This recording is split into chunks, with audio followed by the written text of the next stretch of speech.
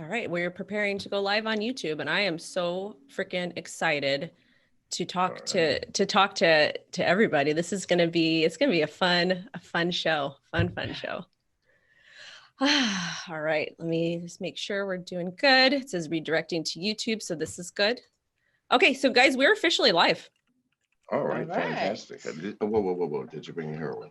No, I left it. Well, fuck it. I'm sorry. Anyway. All right, so I'm going to go ahead and do a quick introduction here. So you guys, I am Crypto Indio. This is my amazing co-host, Hotep Jesus. We normally do a Love and Marriage podcast, and we do it on Wednesday night, normally at 9:30 ET. But today we decided to do it a little bit early because we wanted to get the amazing power couple, John McAfee and Janice McAfee, on the show to talk about their relationship and every single thing. We want to know all the juicy details about you, how you guys met, what you guys are doing now, the evolution of everything. So first and foremost, Hotep, how are you doing today? Life is well. Life is great. I don't want to take up too much time, but shout out to Maher and Youssef, the co-founders of our company, coinbitsapp.com. I had to shout out coinbitsapp.com during this, I'm going to say monumental interview that's about to be underway. 100%. Goddamn Hotep, I love your hair. Thank you, my brother. He's been trying to get me to do dreads for a long time. I've been trying to get Janice to do, dreads or whatever. She just refuses. It seems like a big commitment. No, she's too fucking white. That's the problem. Come on over, man. Come on over. We'd love to have you in the dreadhead community. Yeah. All right. All right, so I guess Hotep, I don't know if you have any questions prepared. Do you have any questions prepared, or you want to freestyle this? I freestyle all my interviews because I'm just a very inquisitive person. So I know you're a preparer, so I'm going to ride off your wave and just hop in where I got some questions. So I actually didn't prepare anything for this particular episode because there's just so much to ask. So first and foremost, John and Janice, how did you guys meet, and how long ago was it? It was going on 8 years ago. It was actually December 14th, 2012, which actually, when I Googled that date, that was the day of Sandy Hook. So I don't know, which is so weird. But anyways, so it was about, it was like 2 a.m. when we met. He had just gotten deported from Guatemala to Miami. And I wasn't even I was a working girl at the time, a prostitute. So I wasn't even supposed to be outside because it was a Wednesday going into Thursday, I believe, which are usually very slow days. And so I was actually at home sleeping. Now, for you men who are listening, if you're on a tight budget and you're looking for a decent hoe, Wednesdays, you can get serious fucking deals. Continue. This is actually probably true. But I know it for a fact. I've been around the block, boys. The same. Yes, any major city, probably Wednesdays are your best bet because they're looking to make deals. Yes. Okay. Is that what you wanted me to say? Yes, thank you. Trying to help the men at the audience.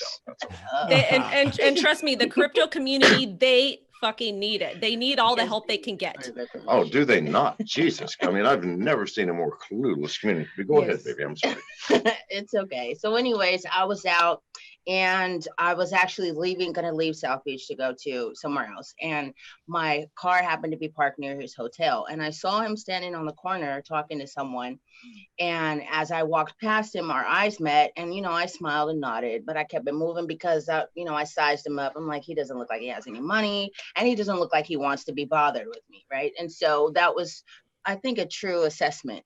And so, but after I walked by, I turned around and I noticed he was looking at my ass. And so I was like, I might got somebody here, but I kept it pushing anyway. So when I got to his hotel, the night security comes outside and, he's kind of telling us what's going on, what parties are in town, who's in town, whatever. And he looks down the street and he sees John and he was like, well, hey, who that is, right? And I'm like, no, who is it? He said, it's John McAfee. And I'm like, well, who the fuck is that? And so he says, the McAfee antivirus. I was like, yes, I know what that is. He said, well, that's the creator of it. And so, of course, my spidey senses are like, oh. And so I grabbed my girlfriend and we ran down the street and caught up to him. And he was actually in front of the news cafe having a cigarette talking to, the people there. No, you weren't. You were standing.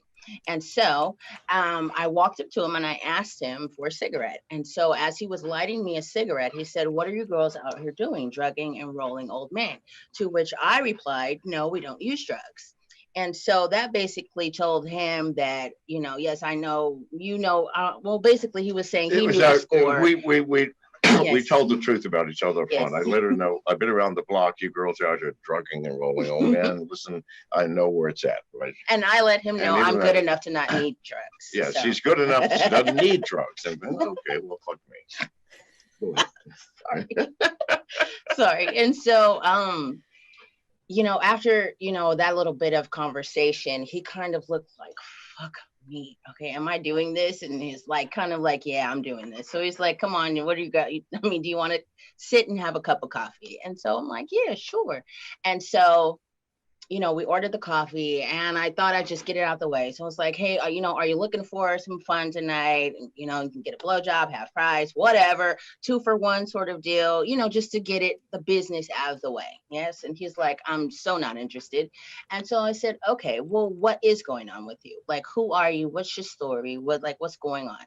And so I think this took him back because he was like, really, you don't know what's happening with me? Because he was top of the news, but I had no idea. I didn't watch the news. I didn't know what was going on with him. So he proceeded to tell me his side of his story of what was happening in Belize and what led him to being, there in Miami with me, this chance meeting. So well, let me tell you my side of the story. So that morning or the morning before, I wake up in my prison cell in Guatemala, and black-shirted, black-suited men wearing black masks roust me out of my cell, telling me to get dressed. I go, fuck me, they're going to shoot me. And they took me out to the courtyard. I didn't have any, all I had was clothes on my fucking back. I had no money, nothing else. Well, I had money, which left in the cell. Anyway, so they took me out to the courtyard, and the fuck, they are going to shoot me. But instead, they hustled me into this truck. And I got in this convoy a military convoy. They had blocked the entire avenue from the prison to the Guatemala City airport because the president of Guatemala said, get that mofo out of my country, because Belize was trying to whack me, right? So said, if anything happens, I'm going to burn everybody's wives alive. So they had every single street corner. There were military with 50 caliber machine guns, military on roofs. They hustled me out of that country, shipped my ass to Miami, and this is crazy because they stopped the airplane on the fucking tarmac. They dropped the ladder, and a bunch of Homeland Security people come on board. Next thing I know, the pilot says, "Well, Mr. McAfee, please come forward." I didn't have a backpack or bag, nothing, just my clothes. So I went for it and I go, now what? I mean, because listen, I had had the experience of a fucking lifetime for 3 months with police trying to shoot me, chasing me through the goddamn jungles, me hiding, finally escaping into Guatemala, arrested in Guatemala. So I'm thinking, fuck, now what? So I walk up to, I could see he's a captain, he had Captain lapels. Go, all right, Cap, what have I done now? And he said, nothing, Mr. McAfee, we're here to help you.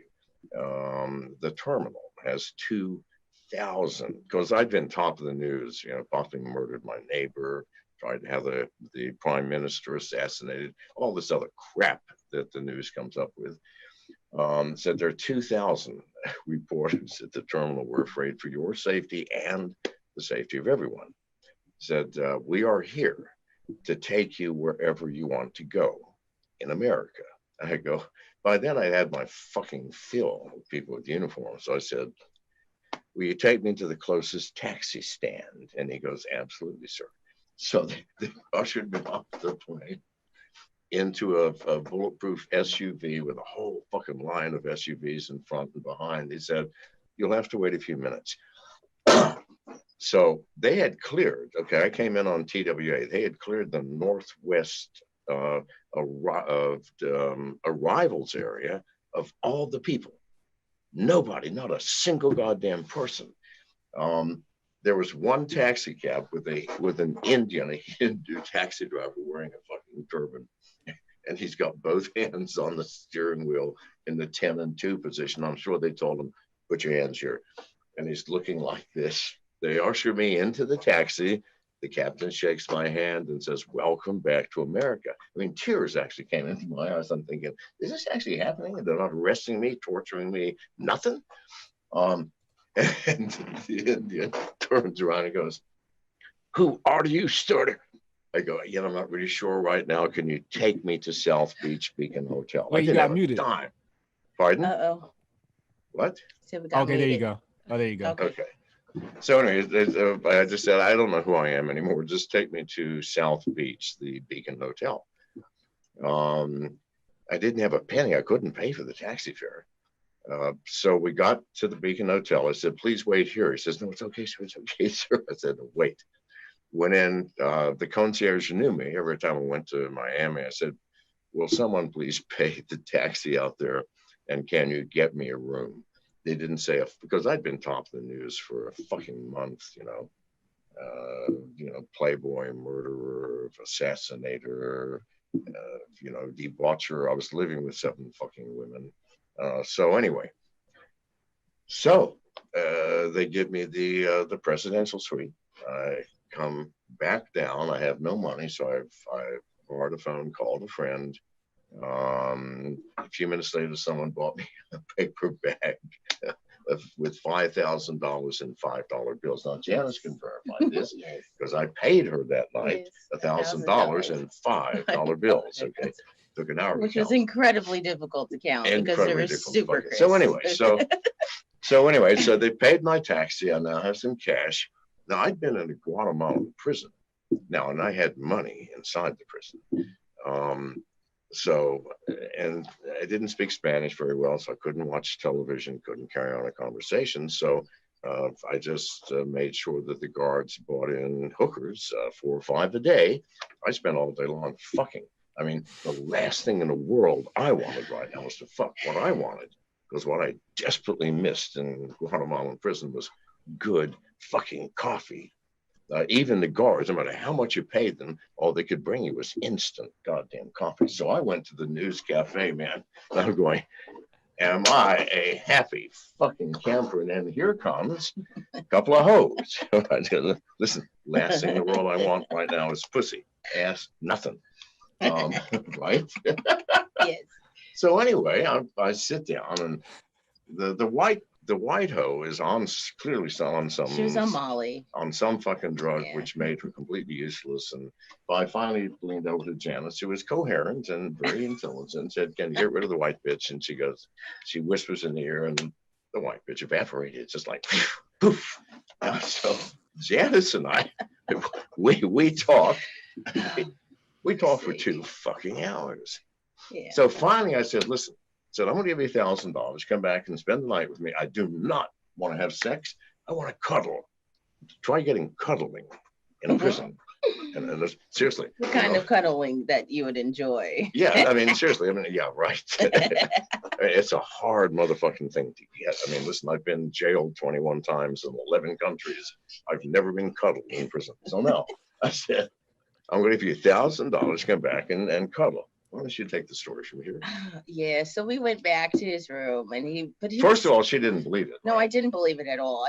I thought it was some code for some kinky shit, some kinky white people shit that I never heard of. Like, what sort of sexual position is this gonna be? Yeah. What am I gonna have to do? That's gonna be weird shit because I never heard of it. But no, all we did was cuddle, and it was really nice. We just cuddled. I'm serious. I seriously did not want fucking sex. Yeah, he went to sleep immediately. He was exhausted. He went to sleep immediately. So did I. We slept all night. I got the best sleep in my adult life up until that time. Like the best sleep. Because my life, it was not an easy life I was living. No, to be honest, she did wake up in the middle of the night. And I went to the bathroom. Check where I put my pants. I did not. Don't lie on me. To no. see if she could steal my money. No, I did not. Do not lie on me. I will not let you tell those lies. Okay. Tell me what you did. First of all, what happened was I got up to go to the bathroom and I came back to bed. I checked my phone because I thought my pimp would have been calling or something, which he had not. But anyways, Okay, if you remember, sir, when you took your pants off, you put them in the noisy ass closet. Remember that noisy ass closet door, which he put his pants in there purposely, so that you don't go to sleep with a hoe and leave the $4,000 so you have how the fuck left. am I gonna try to steal it? Knock it off, for fuck's sake. You wouldn't still be with me if I tried to steal money from you. Okay, thank you. Let's be honest with the people. Thank you. I'm not gonna insist.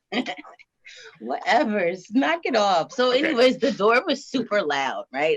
Of course I noticed that because of course, listen, when you're a working girl, yes, and you come across people that don't necessarily know how to handle their drink. Yeah, they're a little, whatever, they pass out and they fall asleep. I'm sorry if you happen to have a large amount of cash on you.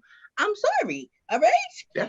Sorry, I have to teach you a lesson. Blame her, okay? she had. Listen, let me tell you something. There's a lot worse that happens to men. Okay, a lot worse that happens to men. It's happened to me. You can get drugged. I knew a girl who actually drugged this guy, but she didn't even know. But he had a heart condition, and he ended up dying. Yes. Ended up dying because she was trying to rob him, and I don't even know how much she got from. I mean, it's crazy. I also knew this other girl who decided that she wanted to steal diamonds from her client, raw uncut diamonds. I'm sure they can't find her body. So like you have. I mean, there's certain risks that you're taking here, yes? And so for me, this is why this part of the story is important, because for me, it wasn't worth the risk. Because after him telling me just that little bit of his story, obviously this motherfucker's somebody, right? Like what American can you put in a foreign country where the entire government, the entire military force is looking for this person, and that person managed to get away?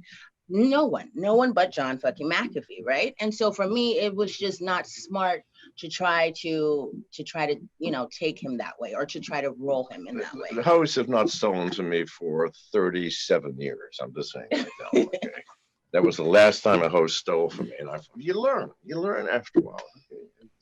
It's just the nature of the business. It is indeed. Anyway, so that's how we met. Yep. Next question. All right. I gotta hop in here. I got a few things that's on my mind.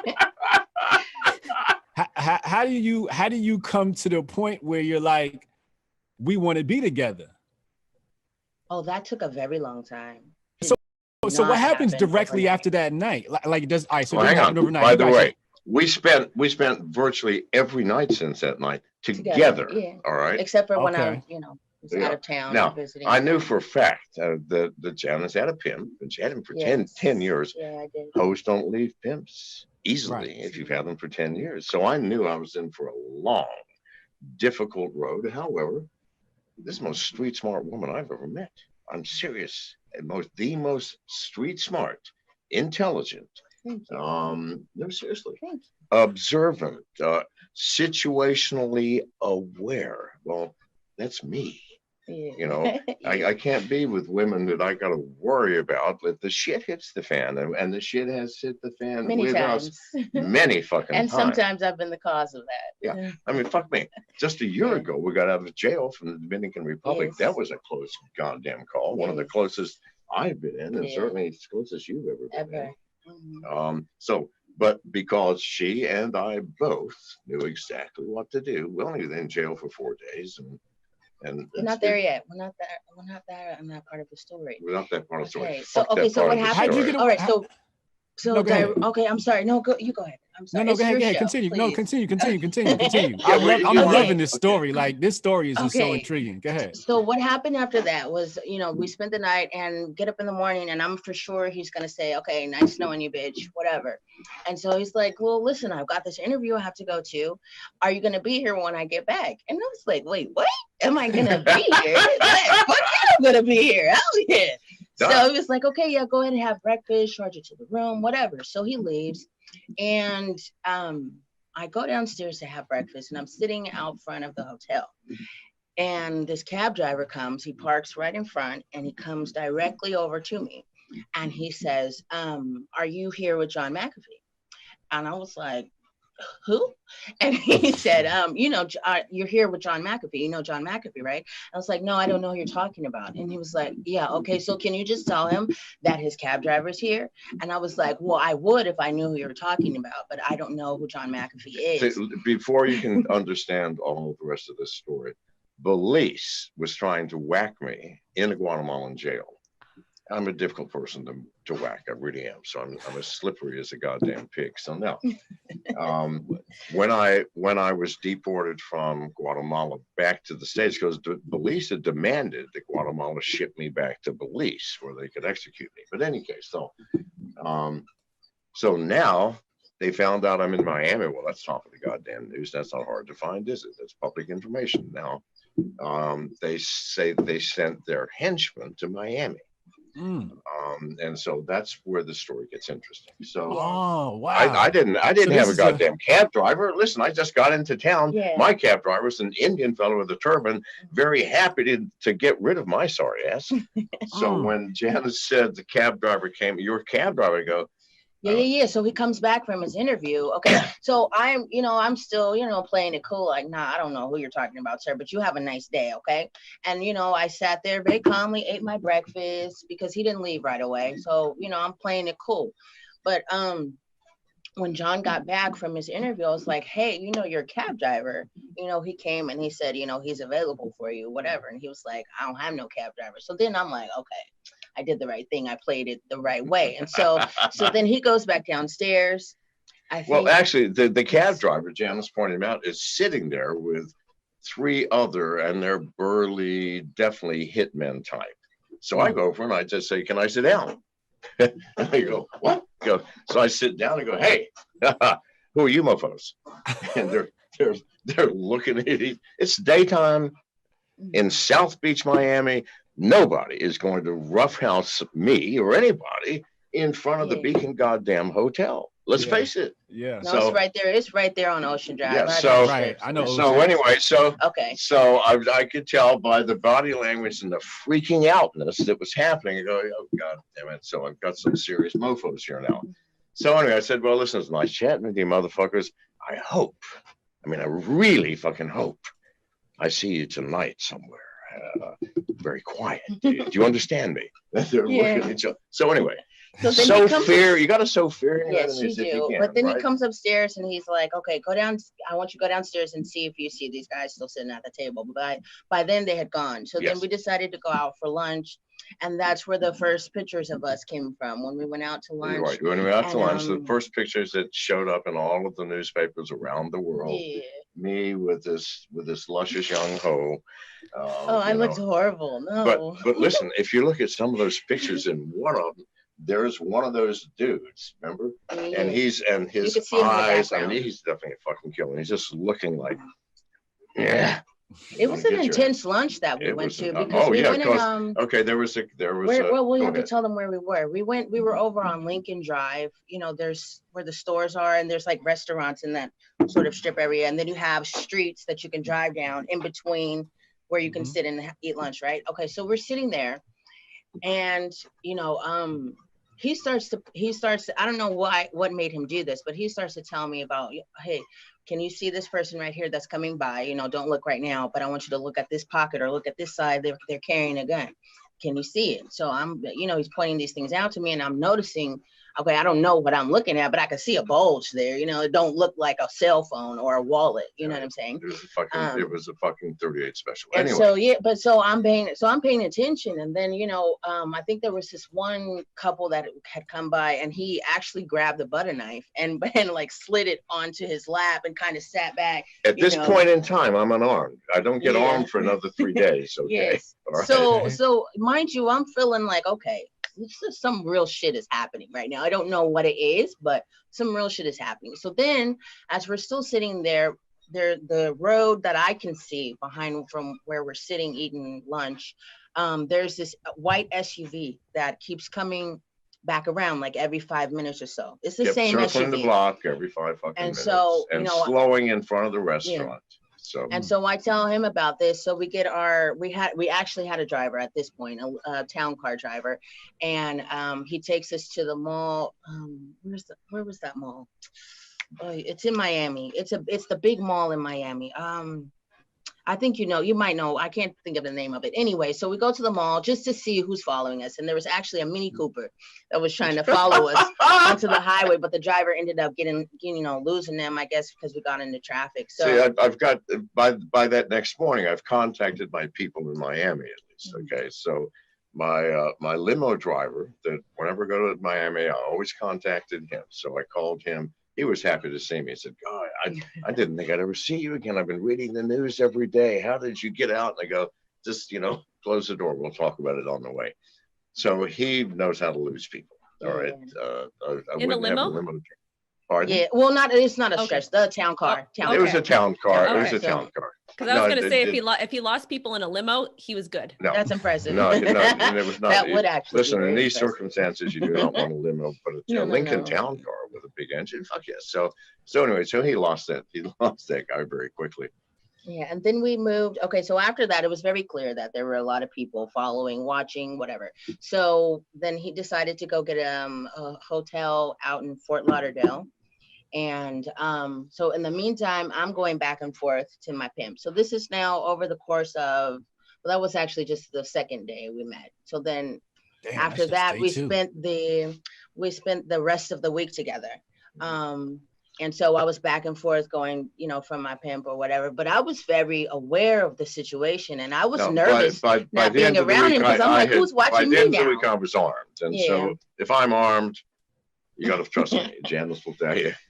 You don't want to come near me. Yeah, no, I am the fastest drawn and the deadest eye shot on this fucking planet. I've been shooting since I was 4. I'm serious. 4 years old. My grandfather taught me to shoot. So no, I'm armed, and now I know I'm okay. Yeah. And the change in the dynamic, because it's pretty clear from the people following us that I'm armed, was that people didn't come within 100 yards of us. It was different. No, they were following, but at a much further fucking distance. So now I'm armed. I tell Janice everything's going to be fine. Yeah, no, I wasn't really I wouldn't say I was scared, but I was definitely like, okay, what am I getting into? And how is this going to affect me when we eventually separate? Because of course that's going to happen, this wasn't going to last forever. Not to me. It didn't, I would have never imagined I'd still be with this man at that time. She misjudged me. Okay. She's used to men who use and stay with women because of this thing called love or lust. Listen, these are emotions, people. They do not last. I don't give a flying fuck what you think. They don't. What does last is respect. I respected this woman's street smarts, her intelligence, friendship, the ability to be honest with each other, to be fucking honest. That's deep. To have each other's back. I've always had your motherfucking back, and you have always had mine. Even I've tried to. Even when it was hard. The very first part. Listen, now for the first year, Janice was actually working with my opposition. Yeah. Okay. Well, she had no choice. I mean, her pimp had set this up. And so we went. Okay, let's tell that part. So after we go to Fort Lauderdale and we separate. He leaves because he has to go. Whatever. He doesn't tell me why, but he's like, "Listen, I'm gonna call you next week or this Thursday, whatever date it was." And so, just be ready to come and fly to me. So I'm like, okay, whatever. He's lying. So he ended up actually calling me, which I was shocked, right? I was super shocked that he called me and he was like, yeah, I need you to fly to, can I say where? Tennessee. Oh, to Tennessee. And so my pimp was like, wait, what, bitch? You gonna fly where? Nashville. You're gonna do what? Fly to Nashville, Tennessee. Because he's like, I just bought a truck and I want to drive it from Tennessee to Portland. And so I'm like, hell yeah, let's do this. And my pimp, of course, is like, you're not gonna get in a truck with this guy. You don't know him. Like, he might have murdered his neighbor. And so, he's trying to psych me out because obviously he can see the writing on the wall. What pimp couldn't? You know what I'm saying? And so finally he decided to let me go. So I flew to him in Tennessee and we took a month and a half. It was not a month and a half. It was 3 weeks. 3 weeks. It seemed like a long time. Well, because we got stuck in where was that? Bumfuck nowhere. There's black ice on the road. But anyways, it was a good time. So that 3 weeks was sort of what cemented our friendship and this relationship right Yes. here. Now, I knew what I was in for. I knew that the cement was very tenuous and not exactly frozen yet. So and I knew she was still. Are y'all still cuddling or y'all fucking yet? Oh no, we started fucking on the second. We were fucking on the second day. We were fucking on the second day. Okay, all right. And still cuddling, yes. Yeah, the cuddling was great for one night. I didn't say what I wanted the second night. All right. I mean, listen. I think it was pretty obvious. I'm not a stupid man. I'm paying money here. Okay? What man pays $1,000 a night for cuddling? Well, I do, but not every fucking night. Let's get real on this. Okay, so now. All right, so y'all have consummated. Beautiful. All right. Yeah. Now we have the second night. So now, but I know I'm in for a rough haul. Now she's still with the pimp. 3 weeks. And I know they're plotting, and because no. There was no plotting. Okay, this is what it was. This is what it was. He was wanting me to let him know where we were, of course, just the happenings, the goings on, because he wanted to make sure I was safe, right? And so for me, it was like, I can't tell him that stuff because we're in a car together, yeah? And so he's calling me like nonstop. And I'm like, what the fuck? Like, I'm riding with this dude. Like, I'm going to get on the phone. How the fuck am I supposed to pretend like I'm not talking to you, nigga? Like, what? I'm sorry, I'm getting comfortable, but excuse that nigga, but okay. But anyways, so I'm like, it was just, it was a lot. No, I'm just saying, because I don't know, their listeners may not like that language. Nah, they used to it. No, you get comfortable. Hotep and I keep it real. So whatever makes you feel comfortable, speak on it. Nigga. The nigga is no. Not you. Shush. Listen, bullshit. You know what? Bullshit. I do it. Wait, I have to tell this story. Like, okay, so here we go. Oh gosh. Wait, when we were first, it's just funny because how long he practiced that to be able to say it correctly was. I wish it could have been there, but okay, because first of all, if you're gonna be with me, all right, you're gonna say it right. Yeah, you see what I'm saying? Like, I need him to be able to say it right? Because I don't want people looking at you crazy or wanting to kill you because you're not saying it the right way, Yeah. All right. So we got the pimp on the phone, and he's expecting and you he's to... calling, and he's just making it rough for me, making problems. And so finally, I got to the point where I just turned my phone off. This is about halfway into the trip. I just turned it off, and I would call whenever John would be asleep or something, but. So we fast forward when we get to Portland. It was a good trip. We're talking. I'm letting him know about me, but I don't let him know about the pimp because as if he didn't know. But I know, but I didn't know that he knew, and I wanted it to come from me. But I didn't want to run him off. I guess you could say I didn't want to run him off because I had a lot of shit that was happening. But anyways, so Portland. When we got to Portland, and I had to go back to Miami because I had a court date. For an arrest that I had. And so he said, listen, I'm not going to be taking care of nobody. All right. Like you, that's cool.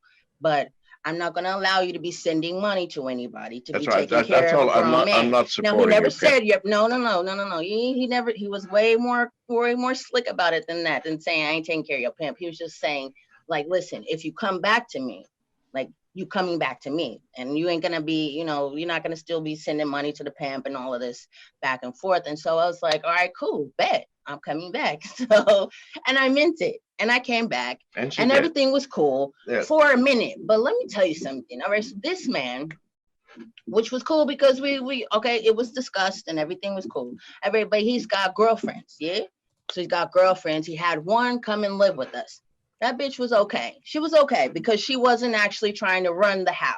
You know what I'm saying? I wasn't trying to sneak. Do you understand no, those he people? was very honest. Very honest. I'm going to bring a girl and I'm going to be sleeping with her. Very honest. No, he was very honest. Listen, he would go out and do this anyways, So this was, all right, not a problem because I wasn't in love with him. And I was like, all right, just make sure, what our situation is our situation. You know what I'm saying? And ain't no reneging. You know what I'm saying? As long as I'm holding up my end, I need you to do the same. You know what I'm saying? But if things change, let me know. You know what I'm saying? Because I'm not in here for no feelings. Like I'm not, you know what I'm saying? So we had an understanding, no problem. And so I'm there for a few months, and I actually had stopped talking to my pimp, and John actually had talked to him or whatever. Anyway, well, Janice on the phone, so he called. So I said, give me the phone. And I said, you're not going to call her anymore. I said, I want to send my boys up there. We're going to cut you up. I said, well, listen, listen, if you do, bring their fucking body bags. I'm tired of buying that shit. Are we clear? He goes, well, don't get gangster on me. And I go, I'm not getting gangster. I'm not threatening you, dude. I'm just telling you what will happen. Are we fucking clear here? And then I gave the phone back. He gave the phone back to me. He was like, you just don't let that nigga threaten me. It was funny. Okay, so this went a few months. I'd say like 4 months. 4 months, I had left my pimp, whatever. Okay, but then as he's got sort of, a little revolving door of females, no problem. But then there's one bitch, and I don't even know, it wasn't necessarily the bitch herself per se. It wasn't like specifically her. It was just what she triggered in me. And I was like, I ain't dealing with this fucking white, shit. blonde, rich, snooty. That wasn't the problem. The problem was the bitch coming around, walking around my spot, half naked and shit. Bitch, I don't want to see that. Like when I was at her house, I had respect for her house. You understand me? I stayed in my space. I wasn't walking around sashaying with my booty cheeks hanging out. Right? Which she would have been mad about. Why? Because she wanted booty like I had. And she kept harassing him about, should I get implants and all of this? Yeah, but I wasn't disrespectful with her house. You know what I mean? And it's like, anyways, it just triggered me and I wasn't having it. So we had a big ass fight and I ended up leaving. Okay. And I called the pimp. And this is where I fucked up, is because when I called him, I did not know that he was working things out. I guess with he had been with the cartel in Belize and Mexico. He had been approached because somehow at some point. They were offering $20 million for my head at that point. All right.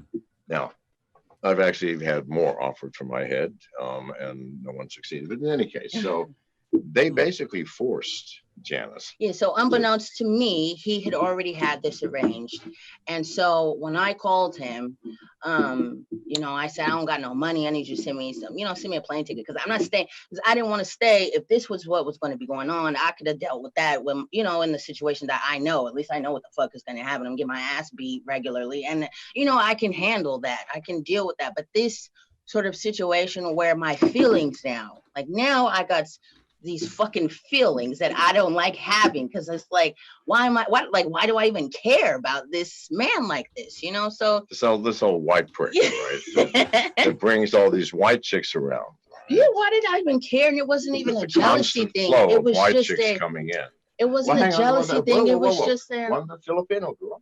Right? Yeah. No, I don't know. Why are you trying to make it sound like I'm racist? I like white bitches. Listen, white bitches, I like y'all. Okay? Yes. And don't be upset because I say white bitches. It's just how I talk. They are white. I say this. I talk the same.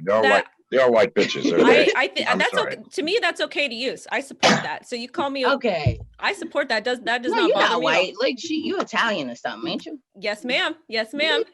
Listen, I like Italian. I like pasta and all that. I like you. And I will cook you and John some dinner one night. I'll cook you guys awesome. real We'll Sicilian dinner. Hotep, don't say nothing. I don't want to hear nothing out of you. Sicilian, baby. Sicilian. Oh, you crazier than I am. Mafia. She's crazier than I am. It's Sicilian. This is a goddamn plan, honey.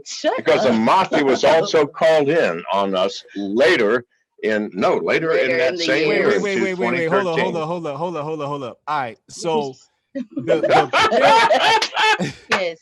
Baby, does he have are those weave? That's not even his fucking hair, is it? This is not weave, John.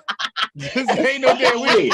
This is authentic. It's fucking weave. Oh my god. No goddamn weave, John. All right. God. He's just proud that he's learned that you can actually weave dreads. Yes.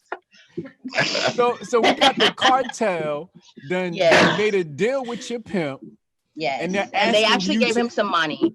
Now, the first thing they asked. Well, let me tell how it happened. Because when I called him and I said I needed some money, he was like, "Okay, I got this client for you. Don't trip." So he sends the dude over. We do business. I get my money, and then afterwards, he's like, "Okay, listen. So I know your pimp. He sent me over here, whatever. And I got this business proposition that I want to talk to y'all about. So I need you to meet us at this hotel. Blah blah blah." So I'm like, okay. So when I get there, it's my pimp, some other pimps who I won't, we're not going, just some other pimps. No. No, Well, I mean, you can do it if you want I thought he to. put him on notice. No, A very okay. famous pimp. Okay, one. No, you didn't put them in the. Their names ain't in the news like that. You know what I mean? Like me. Listen, okay, I'm just saying. Anyways, not that I'm afraid of them, but okay. Right. Do you want to say their name? No, I don't want to say the fucking name. They're not gonna know anyway. Fucking name.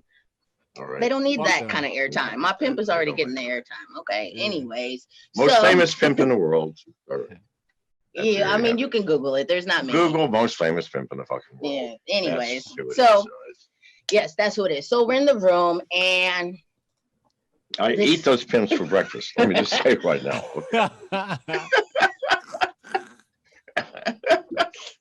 No, seriously. No, you're free to say whatever you want to say. Please, no, if you want to say, it's a different league. Listen, you think I didn't know this shit was happening? Fuck me, yes. I didn't concern me. Why? Because there were some serious motherfuckers after me. All right. Right. A couple of goddamn pimps. Fuck that shit. Let's hope they don't get too close. I don't want blood anywhere near my condo. So no. I'm sorry. Go ahead. Okay. Are you done? Are you done? Yes, you're going to tell them about when they asked you to poison me, yes? Yes, I'm going to tell that part of the story. So anyways, this is just the initial meeting. And so they, the guy, the representative, he's like, well, I'm here, for the cartel, whatever. And so basically he's just explaining what they want me to do. And they're like, just want me to give information of his comings and goings. They didn't even get into the poisoning and all of that. So as I'm listening, I'm like, fuck that shit. I'm not doing that. And he's like, my pimp looking at me like, bitch, be cool. Like, you tripping right now. I'm like, fuck that shit. Like, I'm not doing that. The famous pimp goes, are you letting your bitch talk to you like that? Yes, he did. Yes, he did. And he was like, when they were leaving after the meeting was over, it was him that was like, man, listen, if that bitch snitch, I'm whacking her and all her family. I don't give a fuck, my dude. And so that was that. So anyways, as it progressed, yes, I was given some poison. It was in a little bag. Not to kill me, but to disable me. I didn't know what it was supposed to do, but I was asked. Their job was not to kill me. They could have hired a fucking Marine sniper. Yeah, for that. I guess so. Right. But anyway, $25,000, I'd have been dead. So I was supposed to cook for him and put it in the food and then open, let them in the apartment so that they could take it. So we actually were going to cook dinner together and somehow he got busy on the phone or whatever. So I was hungry. So I went ahead and cooked, right? And yeah, I had the poison on me. I kept it on me because I didn't want him to find it, because I didn't want him to think the wrong thing, which was, bitch, you trying to poison me, because I wasn't. I'm just in a dilemma. Like, what the fuck am I supposed to do? Like, what am I going to do? Like, I can't not do what they're asking me to do, because at this point my life is on the line, my children's lives are on the line. Okay, and my parents, who my children were with, their lives are on the line if I don't cooperate. Okay, and if I say something to this man, that everybody's getting whacked, because they actually were. Anyways, so I just had to do what I had to do. All right. So I had it in my pocket and I was like, man, I ain't doing this shit. Fuck it. It's stupid. Because at the end of the day, I'm going to jail. And I ain't fucking going to jail for this shit, because if I'm the one that puts it in the shit, then it's on me. Let me interject right here. The Janice is not the first woman who's ever tried to poison me. Amy tried to poison me for at least 24 times. Listen, I can smell arsenic. I can smell 20 of the most regular poisons. Plus, I don't eat or touch shit. Mm-hmm. You know this by now, right? If you hand me a glass at a party of wine, I go, thank you very much, and I give it to Janice, and she puts it on a fucking table. Yes. If I'm at your house and you're cooking, I ain't eating. If you hand me something to eat, it ain't coming in my fucking mouth.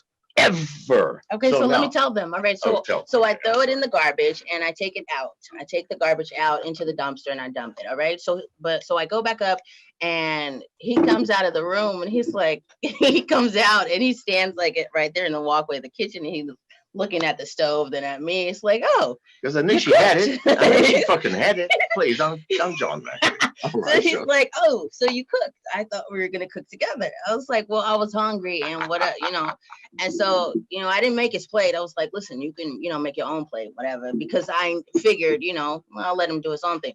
So he was like, no, go ahead, you make it for me. So I made him the plate.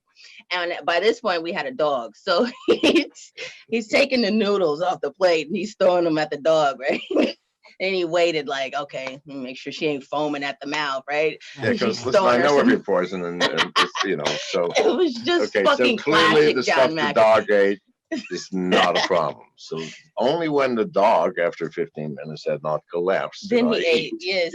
Yes. So please, God, That was people, so funny. I have been around this fucking block more times than you can goddamn count. So no. So after that failure, because it's a lot of time had went by, and so they're like, okay, this bitch ain't doing it. But see, for me, I was really good at my job, so I was able to say to them, okay, listen, he's getting suspicious, right? Like, you keep calling me, I'm saying, I have to talk to you, and I got to calm you down, and I got to do all of this shit. Like, he's really suspicious. I can't keep coming out and meeting you places, right, around town here and there and shit. I mean, you're putting me on blast. They'd come to Portland, by the way. Yeah. Just to say, or Miami. That's a shift, isn't it? Yeah. It was rough. Oh, then what was it? Oh, the next bright idea was, okay, we'll make us a copy of, a key so we can get in the door. And I'm like, I'm not going to do that shit because there's records of that. Like, you can, like, he could find that out. That's very easy. You know what I'm saying? I'm not doing that. That's stupid. Next plan. Then they said, okay, they wanted me to keep our truck parked on the street, because they wanted to put something on the car to blow the car. Somebody said something about an explosive, and I'm like, you don't think somebody's gonna notice a fucking car exploding in motherfucking Portland, just to disable Oregon? the car so they could pick me up. Let me explain but they something said to you. explosive. I'm just saying, I just want you to understand how idiotic these ideas were that they were coming up with. Let me explain something how to the you. fuck am I supposed to? I sleep with a loaded, chambered, unsafety pistol in my fucking hand, and have since I was 31 years old. I had to train myself not to pull the trigger in a dream. Why? Because most of my dreams are people shooting at me shooting back. All right. So I had to train myself. Now, if you think some fucking pimps are going to break into my apartment and not get blown away, I mean, seriously, people, let's wake the fuck up. All right. Plus, I sleep. Okay, sometimes Janice has seen me. I sleep with two pistols in my hand. I've seen that. Two. One, a 9mm with 17 rounds, and one, a .57 with armor-piercing bullets with 30 rounds in the other hand. Both of them, safety off, chambered, ready to blow, hair fucking triggers. Now, you tell me who is going to try to drag my ass out of bed. It's not happening, all right? It was intense. So it was a lot of back and forth, okay? And this continued. Wait, we're making him uncomfortable, baby. Look, his size is shifting. Shut up. He's reading stuff. No, he's not. He's uncomfortable. No, I'm not we're uncomfortable. on live. He's looking I'm looking at the us. chat. I'm looking at the chat. Why don't we give You some wanna talk pleasant about stuff something like else? Disney No, stuff? no, we got to making apple continue pies this and story. stuff? No, we got to continue. I need to know about this story. If you Okay, guys so- if you guys don't tell him the truth about everything, give him the facts, he's gonna be on it. His mind's probably gonna be going. It's impossible to give all the facts. You're not going to believe the shit in 8.5 years we've been through. Please, okay, people. well, let's tell him about that. Okay, so we're gonna fast forward to the first major collection that they tried to do of John. Okay, Hold on, can I collect my thoughts really fast, just so I can make sure I'm on the same page of what's happening here? All right, so they come up with all these wacky ideas, and you're basically saying, nah, these are bad ideas, right? Yes. So because she knows me by now, she knows none of that shit's gonna work. And there's and also that there's no way for me to do it and not make him suspicious.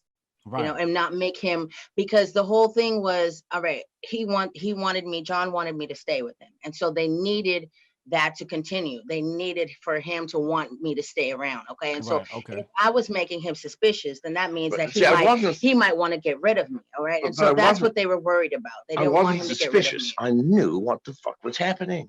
Yeah. I'm not an idiot, people. Okay. Oh, However, I didn't know that, John, so I have to tell him. John, one more thing. I have a really large 30-inch screen on my that I'm screaming from. So if I look like 2 inches to the right, like it looks further than what's really happening. I think we're just freaking you out, dude. But whatever. But no. So I knew. Listen, when I started, I said I knew I'm in for a rough road. However, Janice has talents that I've never seen in a woman. Yeah. Not sexual, okay, but in every other fucking way. All right. Listen, I've been to Bangkok a bunch of Oh, times. whatever. Yes, nothing compares to a That's Bangkok. There you go. Listen, no woman's got sexual talents after you've been with a Bangkok hoe. So now, in any case, I'm just saying. So now, Oh goodness. however, in all the important aspects of life, we didn't get good sex anywhere, dude. We all know that shit. It's unimportant. Got nothing to do with relationships. What Right. does have to do? Smarts, experience, her worldview, her situational awareness. Most important of all things. Yeah. I mean, listen. A lot of women I'll don't have- notice shit, and I'll say, "Did you notice that?" I said, "Yeah, the man with the white hat over there." And they go, "It's not." I said, "Yeah, good woman." Yeah, I'm paying attention. I don't even have to always. point to him. Yeah, the man with the white hat. Yeah, you know he's out of place. He doesn't belong here, right? I wonder if it's us or if it's someone else here. That they're looking for. Yeah. They're looking for, because it's not always us. You know, Hey, so- we're so- not that not paranoid. always. So we go ahead and these plots are being forward. What happens next? Yeah. So okay. Yeah, yes. So Portland. this is summertime. So summertime. This is about August. No, September 13th.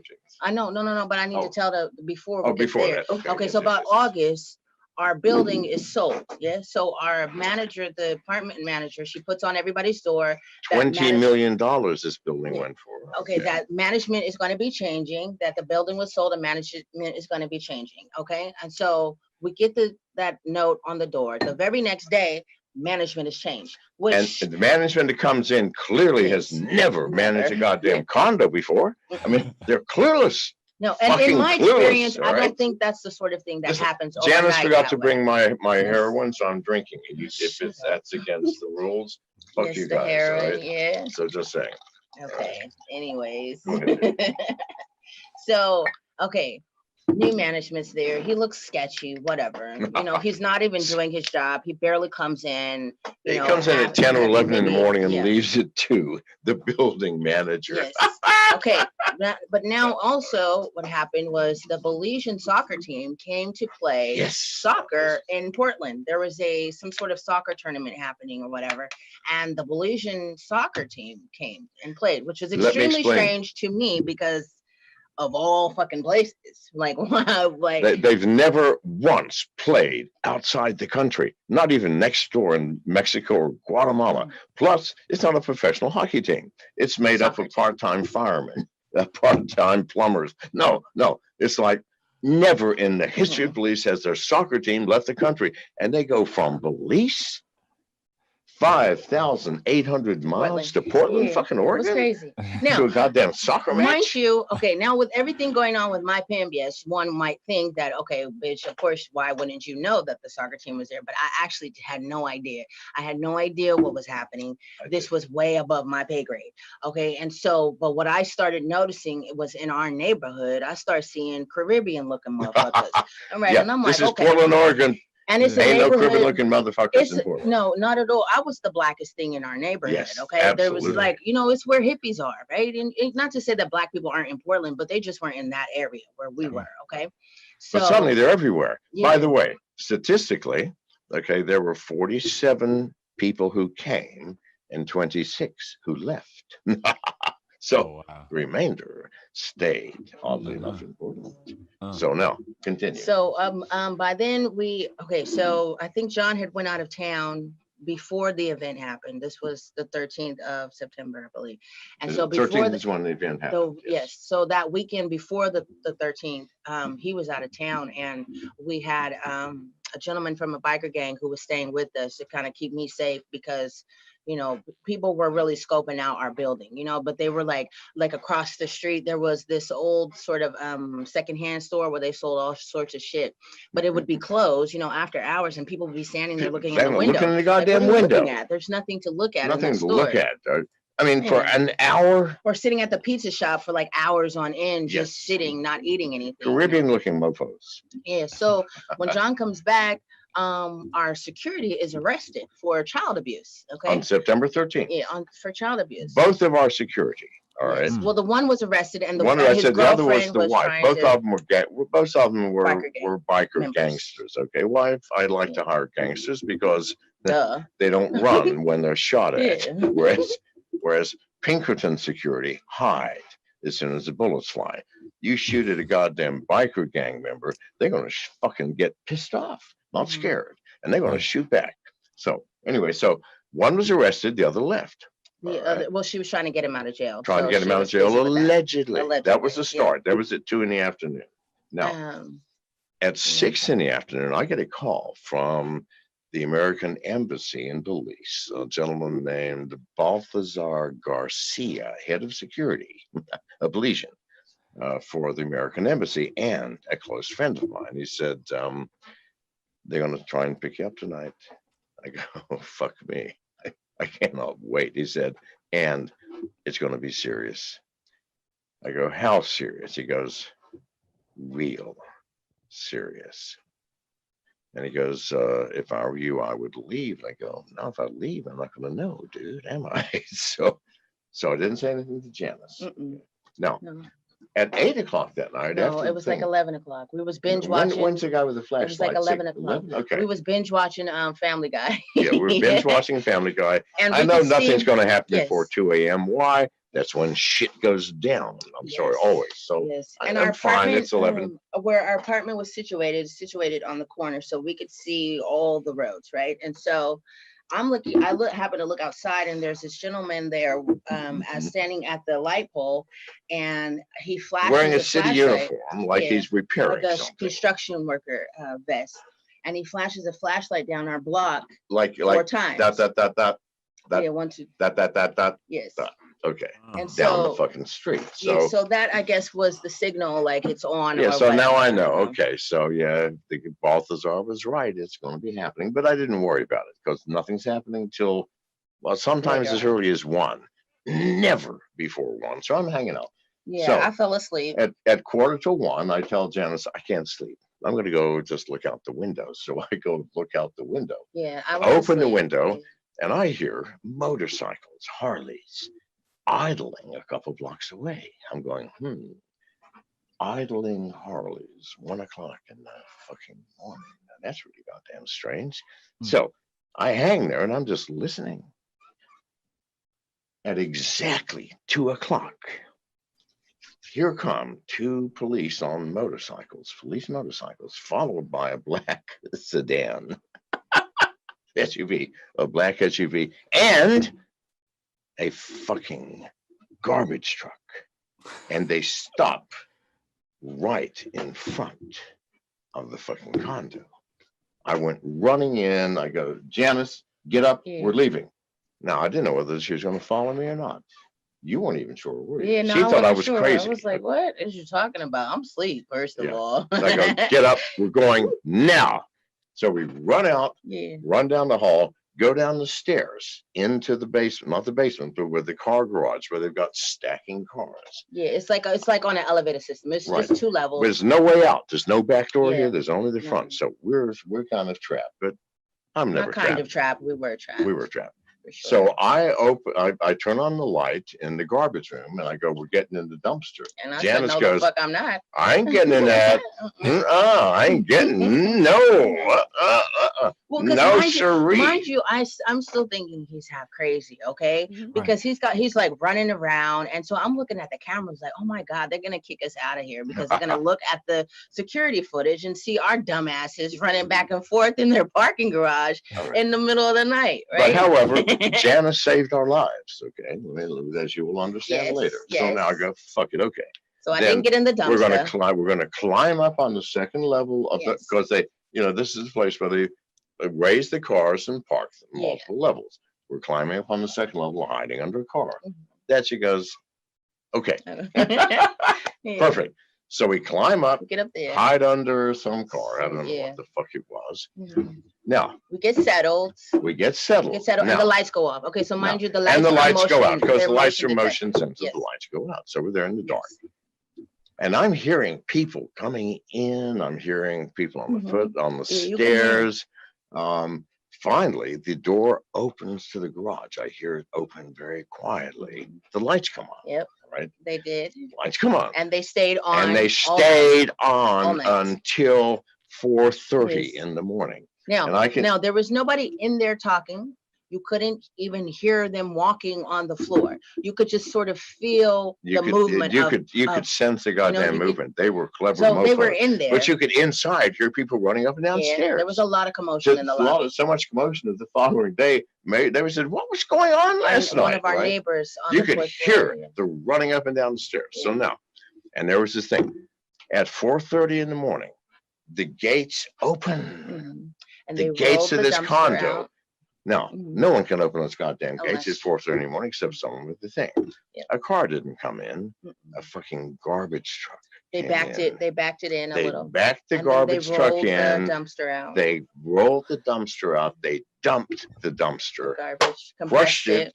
Compressed it. Went out front. Now, 10 minutes later, in the lobby, we hear someone go, "Fuck!"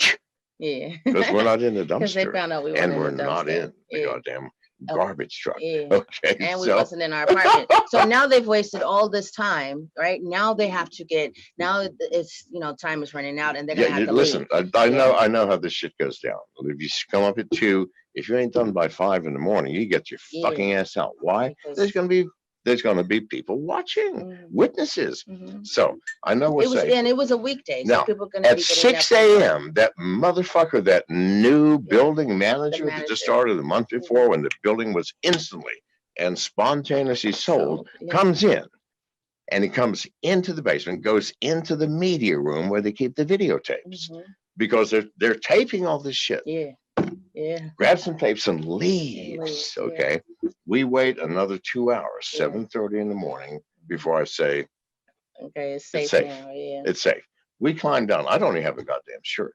By the way, during that night, You're just dozing off and I'm shit, dozing starting off. to What snore. the fuck, man? There's I'm nothing like, to do. wake up. I'm not loud. So, I put my head against a bumper. Listen, this is not my first rodeo. Okay? Listen, I was freaked the fuck out. She was freaking out. Lie to you. You didn't have your gun on you?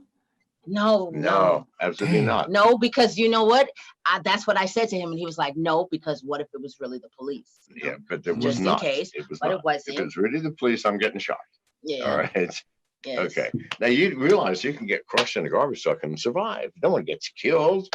You can't move. And then they open it, dig through it, grab your ass, and inject you with sodium pentothal and haul your ass off to Belize, where they torture me to find out where I have stored those goddamn files on all of the bad behavior of the government. So now, so I cannot afford to get arrested. I've already been tortured once by those mofos, and I'm not going to do it again. In any case, so now, 8 in the morning. 7:30 in the morning. So we go upstairs and first before we go upstairs, we have to walk to the goddamn lobby. We didn't do that first. We walked to the lobby. No, because we came back downstairs. Let me tell it because you don't remember. We went up the stairs. Okay, we went upstairs and we went into our apartment and we're calling for our dog because we didn't just want to walk in there just in case somebody was still in there. But she wouldn't get up. Like she was freaked out. We got 2 fucking pit bulls and they're terrified. Yeah, they were terrified on the bed, like pit bulls. Super scared. Anyway, so he's like, grab what you can grab, change our clothes, and we're leaving. Now, when we left, one of our neighbors was coming out just as we were coming to the elevator, and she was like, good morning, whatever. And she was like, I was just going down to talk to the manager because there was a lot of commotion last night. She's like, did you hear any of it? She said there was a lot of commotion. It just sounded like a lot of people were kind of running up and down the hallway, and it was just really noisy. And so we were like, we were wondering the same thing. So we go downstairs and we come out of the elevator. We're behind her, and the manager turns around and he only sees her first, right? And so you know, she Janice is comes right. and she's talking to him, and you know, and he's like, oh no, I didn't hear anything. I didn't see, you know, no one reported anything, whatever. Yeah. And then he turns back around and he sees us. And I mean, I His swear face went went white. He totally lost all fucking the color white. in His his mouth face. literally dropped the fuck open. Yes. Like, what the fuck is y'all doing still here? That's right. Yeah. So, Like, that's literally what his face said. And so we left, by the way, that morning Yeah. at about And never went 8:15 with our dogs and what we could carry. Never went back. Yeah. For the next year, we were on the run, Yeah. and you're not going to believe, simply not going to believe it. At one point, and on air, because they were chasing us all across America. At one point in Arizona, at 1 o'clock in the morning, we're on a back road in Arizona with construction, 40-mile-an-hour speed limit. Well, okay. Well, let's make to try to make this make sense of how they were following us. We didn't realize that there was a low jack on the truck. Okay. Low jack is what they use to know the low find jack. your truck if it's stolen, right? Yes. Yeah. So we didn't really realize that. Satellites go, it's right there. Yes. So what Mhm. happened was I was in California visiting my kids, and so that's where the chase started, basically. Okay. So from California, we drove to New Mexico and Arizona. We were just driving, just Utah. trying to lose them. Trying to Okay. lose them. At one Um, point, by the way, we're doing 120 miles an hour. And that's when And this we had happened. dropped the truck now, and we have rented a Ford Focus. Yeah, the security, the biker lady, she had came to meet us in Flagstaff or That's somewhere right. outside of Flagstaff. We traded, and we because traded something about cars. that truck. That's how they're Yeah. finding us. Yeah, But by then it was too late. There were 50 yeah, cars. they were after. already in the area. Yeah. So we're 1 o'clock in the morning, Mhm. and I thought we've lost them. The No. biker lady thought we've lost them. No. Now the biker lady was driving. She was driving. This is not And 1 o'clock in the morning. This was it was in the dark, evening. honey. Now it was dark, but it was Whatever the time evening. was, doesn't matter. But So Janice said, listen, John, I want you to because drive. okay, when we swapped cars in a Walmart parking lot. Okay, and so you know, we're calmly driving, just trying to figure out where we're gonna go. All right, but we're not too far from that Walmart where we swap cars. Okay, so I'm still watching, I'm still paying attention, and I'm like, okay, you know, I'm seeing cars getting behind us or following us, and I'm like, listen, they're still watching us, they're still on us, you guys. And they're like, nah, you tripping, just calm down, Yeah, 'cause relax. I'm saying, everything's no, cool. they're not. They're not. And he got the bitch driving, right? So I was like, listen, I will shut up if you take the wheel, John. Like if you drive, I won't say nothing else. All right, everything's cool. So he gets over and he's driving, and so we're on E, right? So we're on E. We're right there passing the gas station. I'm like, you might want to get some gas. I said, you might want to get some gas. He's like, no, we're cool, we'll get it later. I'm like, listen, man, this white truck right here has been following us. I've seen it earlier today. I said, let's get some gas before we, you know, take this next journey. And he was like, nah, it's cool, we'll be all right. I was like, okay, cool. But if this white truck's turn when we turn, then you're gonna know that what I'm saying is the truth. It did. Now Yes, it's on it our did. tail, okay? Yes. It's like, okay, well, it's a Ford 150. I've had Ford 150s. They're top heavy. So it's at a 40-mile-an-hour speed limit. I sped up to 60. It's been up to 60. It's still on my tail. 70, it's on my tail. 80, it's on my tail. 90, 120 miles an hour. That fucking truck is on our tail. Now, we're in a Ford Focus, very low. First of all, I thought, God damn, I had no idea this car would go that fast. No, seriously. So Me either. we went across a bridge where we didn't. Did you get gas? Did you get gas? No. No. No. So we're on E No, doing we're on this empty, shit, okay? being chased at 120 miles an hour by. And the red light's on. You know it's So, serious when the red now, light is on, so right? Because you're This gonna only run went out. on. This is only about a 15-minute chase, maybe 20 max, 15. So now we went across the goddamn bridge Yeah. where the tires. I've never Yeah. experienced this before. It's They're crazy. going beep, beep, because the Yeah. bridge is like this and we're in the air. Yes. Okay, at 120.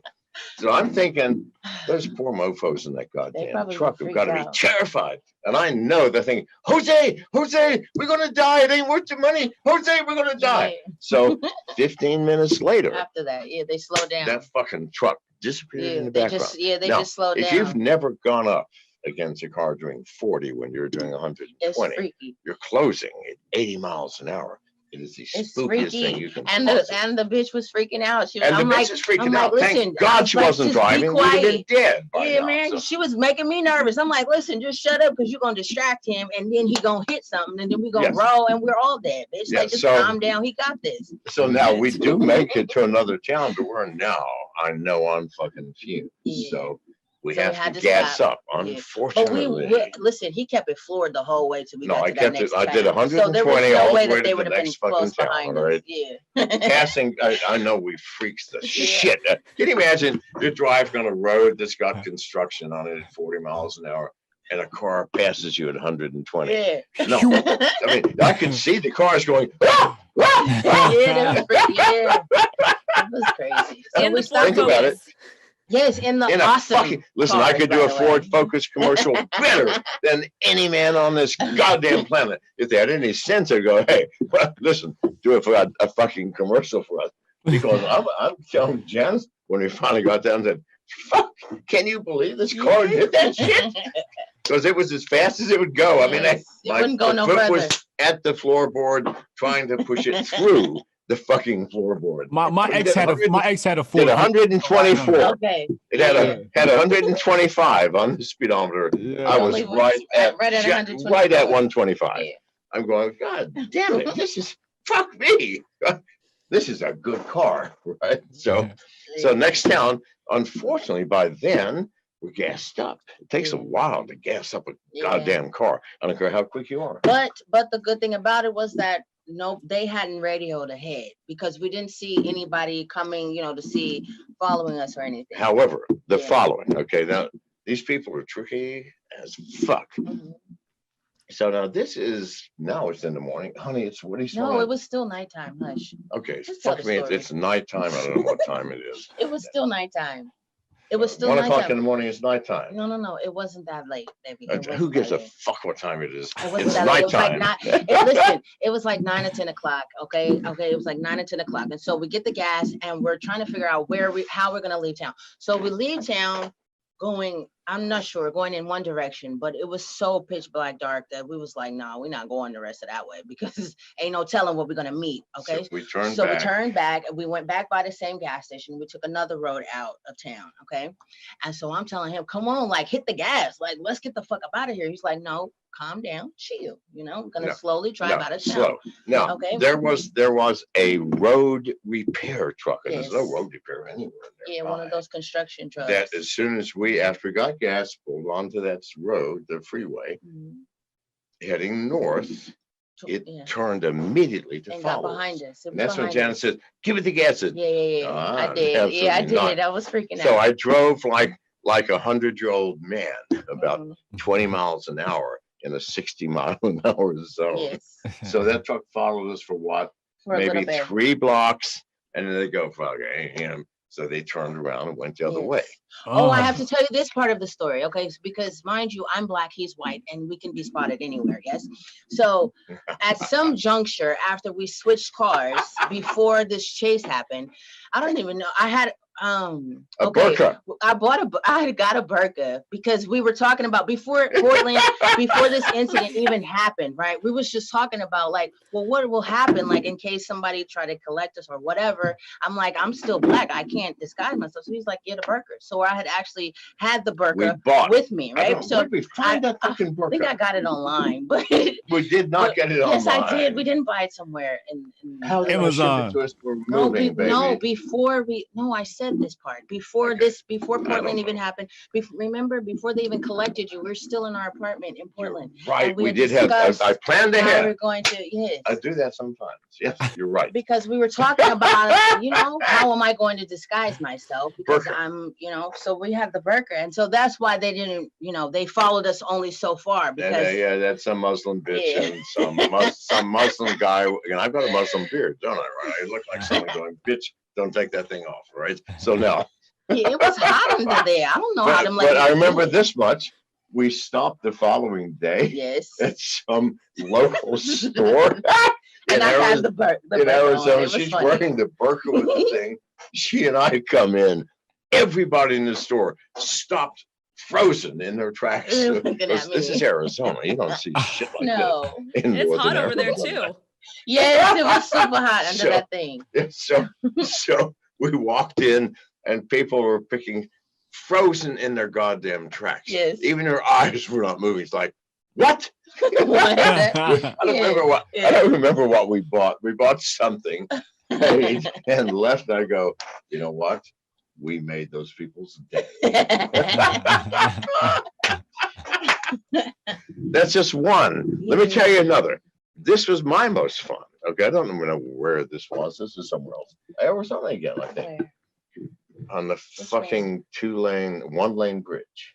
Okay. Oh, okay. So now I made the mistake. I'll never do this. People, anybody who's on the run, listen to me. You think, well, let's get off of the freeway.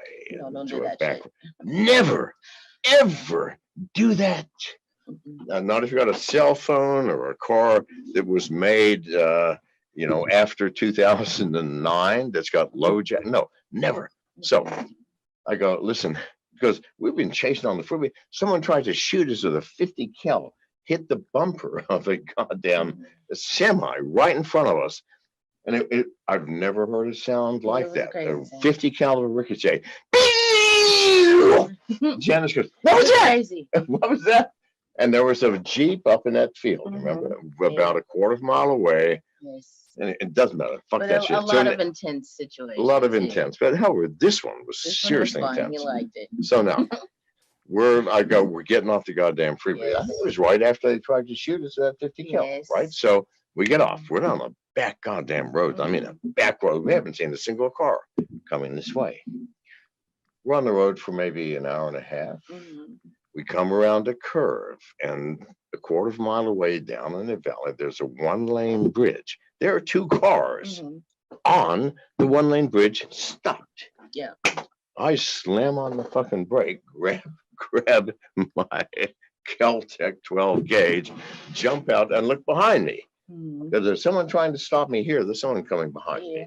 That's a fucking fact, okay? There's a standoff for maybe 10 minutes. Finally, the car slowly, they probably called someone, hey, the dude ain't coming. What we're gonna fucking do? It's got a shotgun pointing the other way. Yeah. Okay. Whatever firearms they had, they're not gonna shoot me a quarter of a mile away. Not happening, all right? You don't carry 50 kills in small cars. So now, so they slowly move out the bridge. I jump in the truck. I slam the gas. I go shooting down the side of this mountain, cross that bridge at 60 miles an hour, past the first car, the back car. The front car pulls in front. Yeah, really quickly, like it's gonna. Very quickly, like I'm gonna stop your ass. I go, no, I don't think so. I'm in a Dodge. Yeah.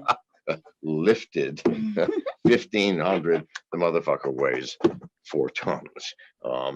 So at the very last, because I know we're dead if they catch us. So might as well just run this mofo over. So at the very last second, he squeaks over. I barely miss his ass, and we go on by. Now, from that moment, we're in a 30-mile-an-hour zone. I average at least 80. I'm a good driver. Yes, he is a good driver, actually. An hour later, we pass some man with a Jeep. Who's got? It was a pickup. Was it a pickup? Yeah, it was a pickup. Oh, was it a pickup? That's true. It was blue. Blue pickup. He's got a blanket on his hood and an AR-15 unassembled. Yeah, it was assembled. Unassembled, which he's fucking assembling, right? So and we passed we by slam by. As we come by, he goes, like, what? Like, what are you doing here so fast? Because they did not anticipate how fast so that's the last time. That was pretty intense. Got off road. Yeah. Now, sometimes we have fun with these mofos. Like a month or two later, we're in Indiana or somewhere. Yeah, in Indiana. that was fun. And we check into a motel. Mind you, we're just driving at this point. We're randomly driving. We never spend more than one night in any town, anywhere in America. All right. So we drive into town. 4 hours later, because I'm always watching. I'm always watching out the window. Yeah. A goddamn brand new yellow Hummer with no license plate, front or back, drives in, pulls back so that the back end of the truck is 3 inches from the goddamn building. I mean, he had to drive over the fucking curb.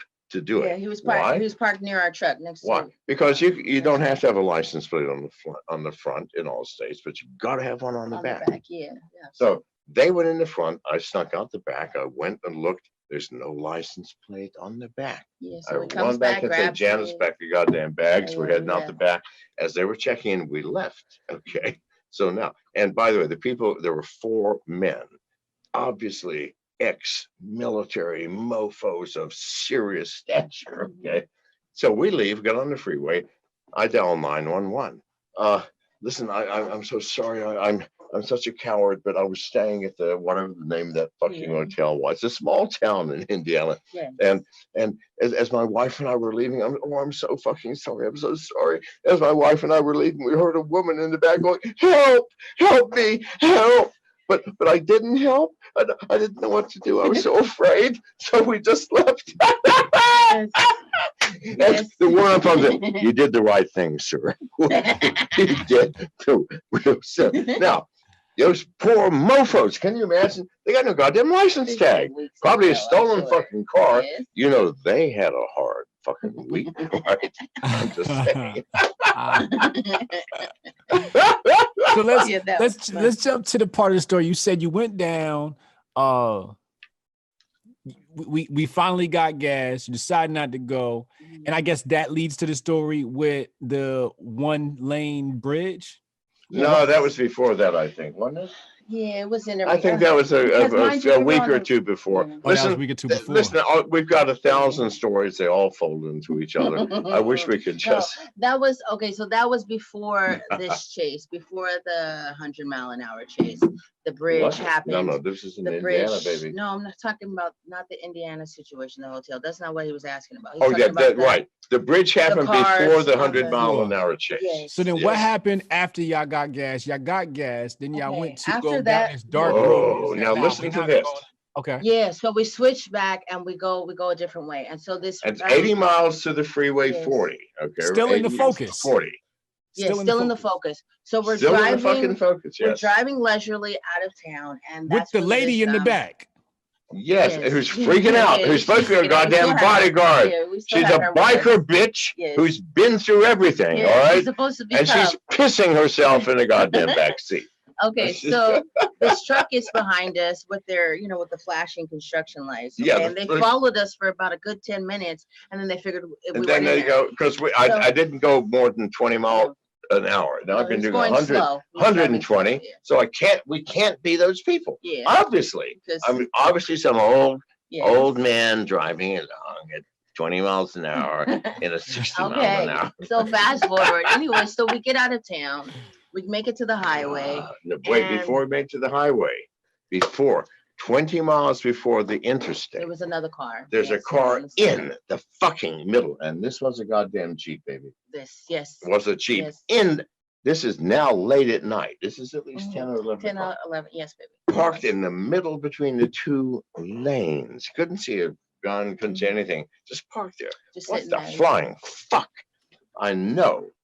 And you could see the dude looking at this carefully. And it's a quiet road. I mean, it's a major road to the highway, but it's late at night. It's a divided highway heading up to the interstate. Yeah. But anyway, so what the fuck is he doing there? Not that he was involved, but we were still driving at a cautious speed. So 55 miles an hour in a 60 mile an hour zone. Yes. Rather than now 120. Let's tell them about this part. Okay, so let's fast forward and let's get there. Okay, so we ended up driving to New Mexico. How'd you get past that guy? You just drove past him? We just kept driving, yeah. We're doing 55. Hang on. Keep in mind, the people chasing us said he's doing 120 miles an hour. They're expecting us to be. They're expecting us to be running from people. We're doing less than speed limit from this point on. Yes. I got you. Right? I got you. Cool. Okay. And so it's all listen. It's all psychological.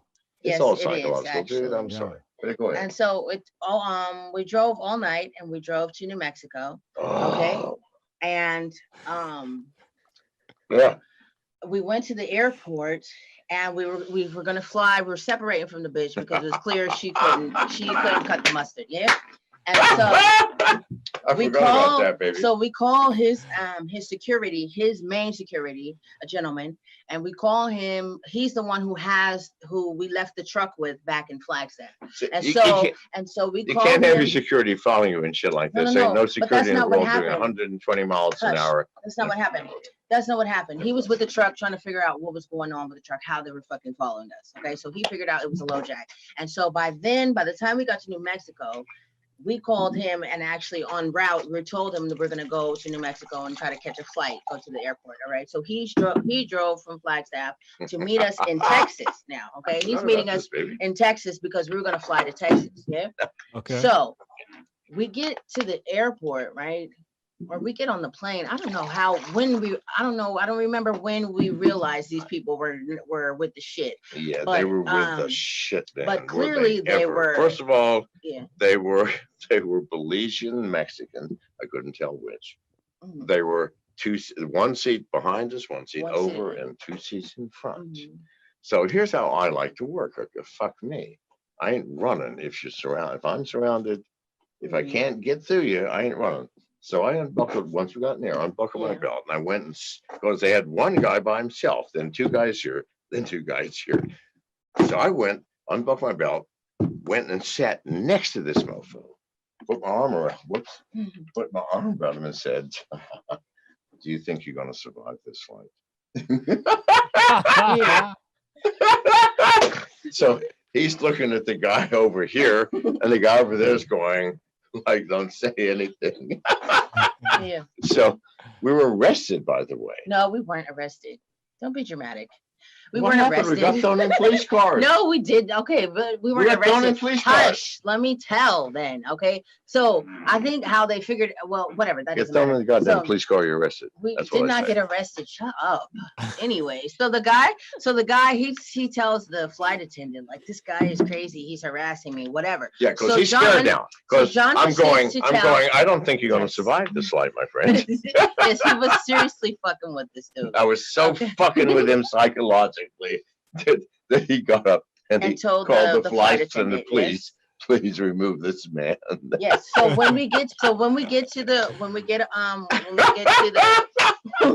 land and we're there at the terminal, he goes up to the front. The flight attendant asks us to stay seated in our seats. Okay. Yes. And so John is explaining his situation. He's telling her, giving her a quick rundown of his whole Belizean situation and why he was talking to this man the way they was talking to the man.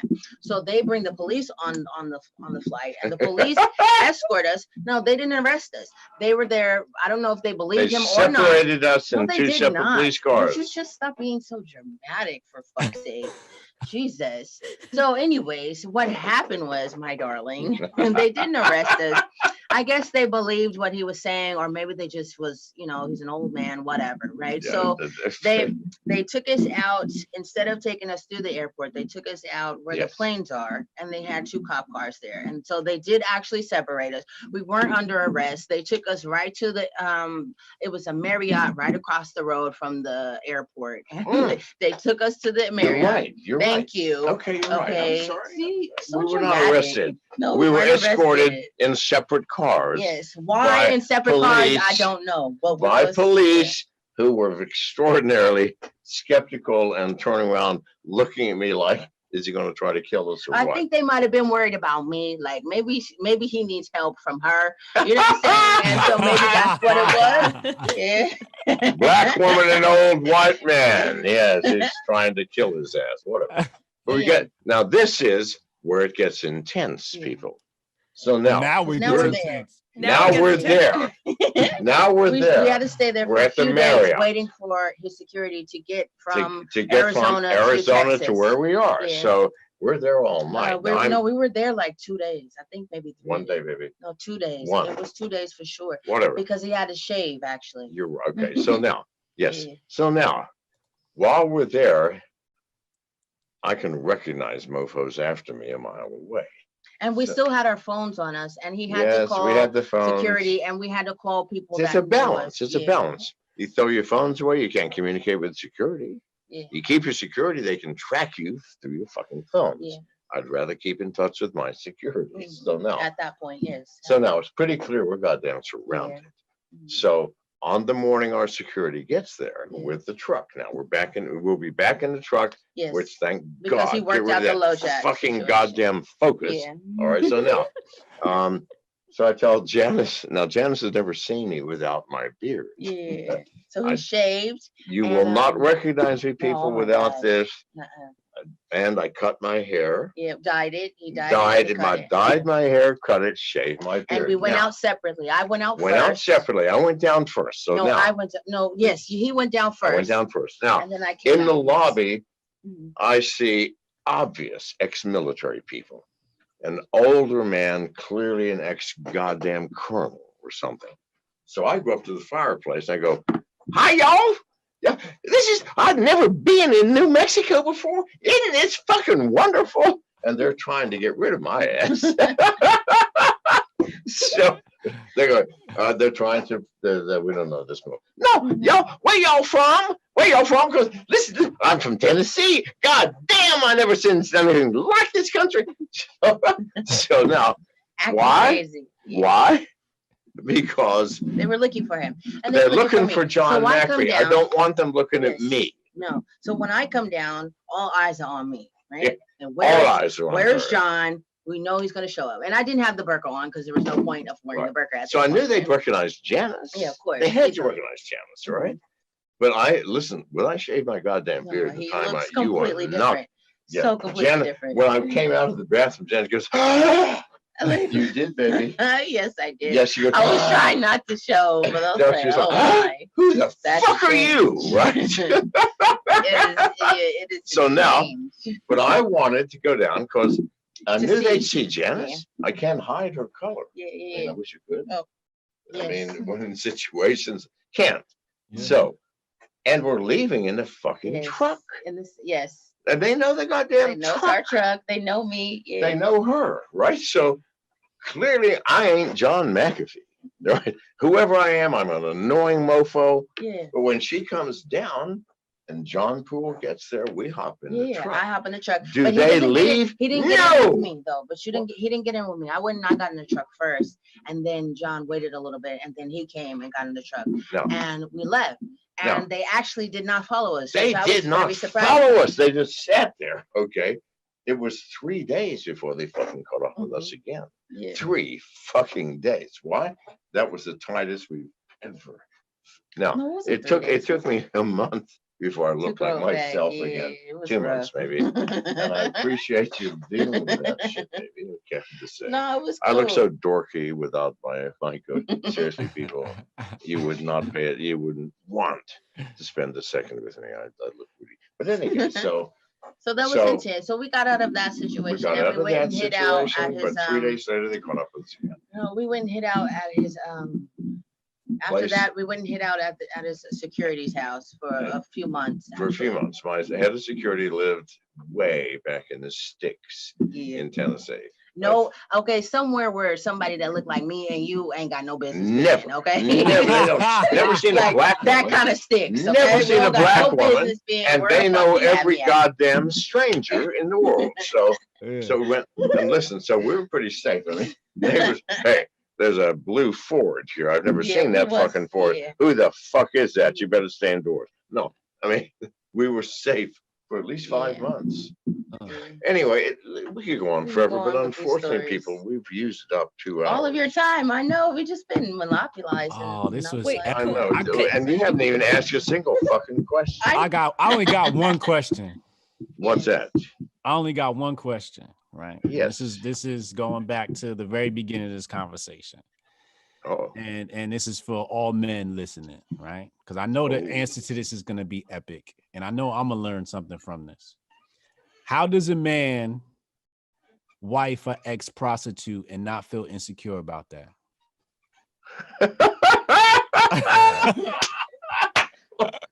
Are you serious? Okay. Insecurity. A lot of men in the that's true. manosphere would say like, "Oh my God, I would never do that." Right. So what makes you so secure that that doesn't her past bother you? Secure about what? Secure she's not going to fuck with another man. I don't give a flying fuck. Why the fuck would I care who my wife fucks? Do you understand? That's zero importance. What's important is, does the bitch have my back? Yes. Okay, first of all, wait, that's not exactly true, because if I was fucking someone, you would need to know that. Why? Right. Because I want to give know you who it potential is, for you. because Okay, if tell the it's truth, all this the or truth. that, I'm going, hey, bitch, listen, you're being stupid. That motherfucker's CIA. All right. I need to know that much. Yes. Yeah. Other than that, fuck it. Not CIA and not someone after me. Oh, fuck it. Have fun. Because that has got nothing to do with security. Security has to do with the following. When the goddamn bullets fly, does the bitch have your back? When things get tough, can you rely on the bitch to carry her weight? When you are acting stupid and drinking too much, can you rely on the bitch to observe your fucking environment? And is she your friend? Because if she's your friend, well, do you flying fuck care what your friends do? Seriously, people, wake the fuck up. You're talking about this thing called lust, love, possession. You can't possess another person. Wouldn't that be fun? I mean, like 200 years ago you could, but even then you couldn't. No, you can't possess anyone. You're lucky to possess yourself. Only 1 in 1,000 ever reaches that. Most people are just floating through life clueless, my friend. That's the only answer I can give you. That's deep. That's deep. I hope y'all paying attention. I got a quick question for Janice. Yes. Oh. So Janice, you came from the streets. You're ride or die, like straight up ride or die, like OG ride or die. What made you see this man that is completely different from you and know that he was the one? You know what? I don't think I could. I don't think I would say it like that. That I knew he was the one. Just from the road trip, like I'm just getting back to that. For me, like the road trip, like when I talked to him about it, he don't even remember most of it. Like he remembers certain things, but for me, that was such a pivotal moment for me of getting to know him. Like I just liked being with him. He was a cool dude. He got me. He understood things that I didn't have to speak to him about. You know what I'm saying? And I was able to kind of just slide into his situation, and I was kind of at home. I was in my element. I could do, I could be what he needed me to be, and it felt good to be needed, but I wouldn't say that there was a moment where I thought like, hey, I think I could really be with him forever. It was kind of over time, just I love situations. Yeah, over time, a lot of time. Just the fact that he had my back, like, okay, with the situation with the pimp, all of that shit that was going on. He never once treated me differently. He never once, I mean, we had fights and arguments, but never about what we should have been fighting about, just about stupid little shit. Stupid shit, like tattooing eyebrows. Oh my gosh, girl. Let me tell you something. This was so fucking stupid. And I'm like, God, are you really tripping about some fucking eyebrows? Listen, I still don't have eyebrows. Let me tell you what I did for this motherfucker, okay? Because he was tripping so hard about the eyebrows. I don't even know why he was. And it didn't even come out that great. So I was pissed off because it didn't come out that great. And so now I'm like, great. Now he's going to be like, see, I told your ass. And I didn't want to hear it. So I ended up just going in the bathroom, like trying to scrape it the fuck off now because it's like, it looks stupid because it was a stupid fight. Hang on. I'm sorry. I stop at fight. Face tattoos. Why you can't remove the goddamn I things? need eyebrows. Look at this shit. Okay, she has eyebrows. You know what, John? I actually agree with Janice. Women, we want to feel good about ourselves. Like even we're not doing this shit for you. We're doing it for ourselves because we want to look beautiful. We want to feel sexy. So I'm with the eyebrows.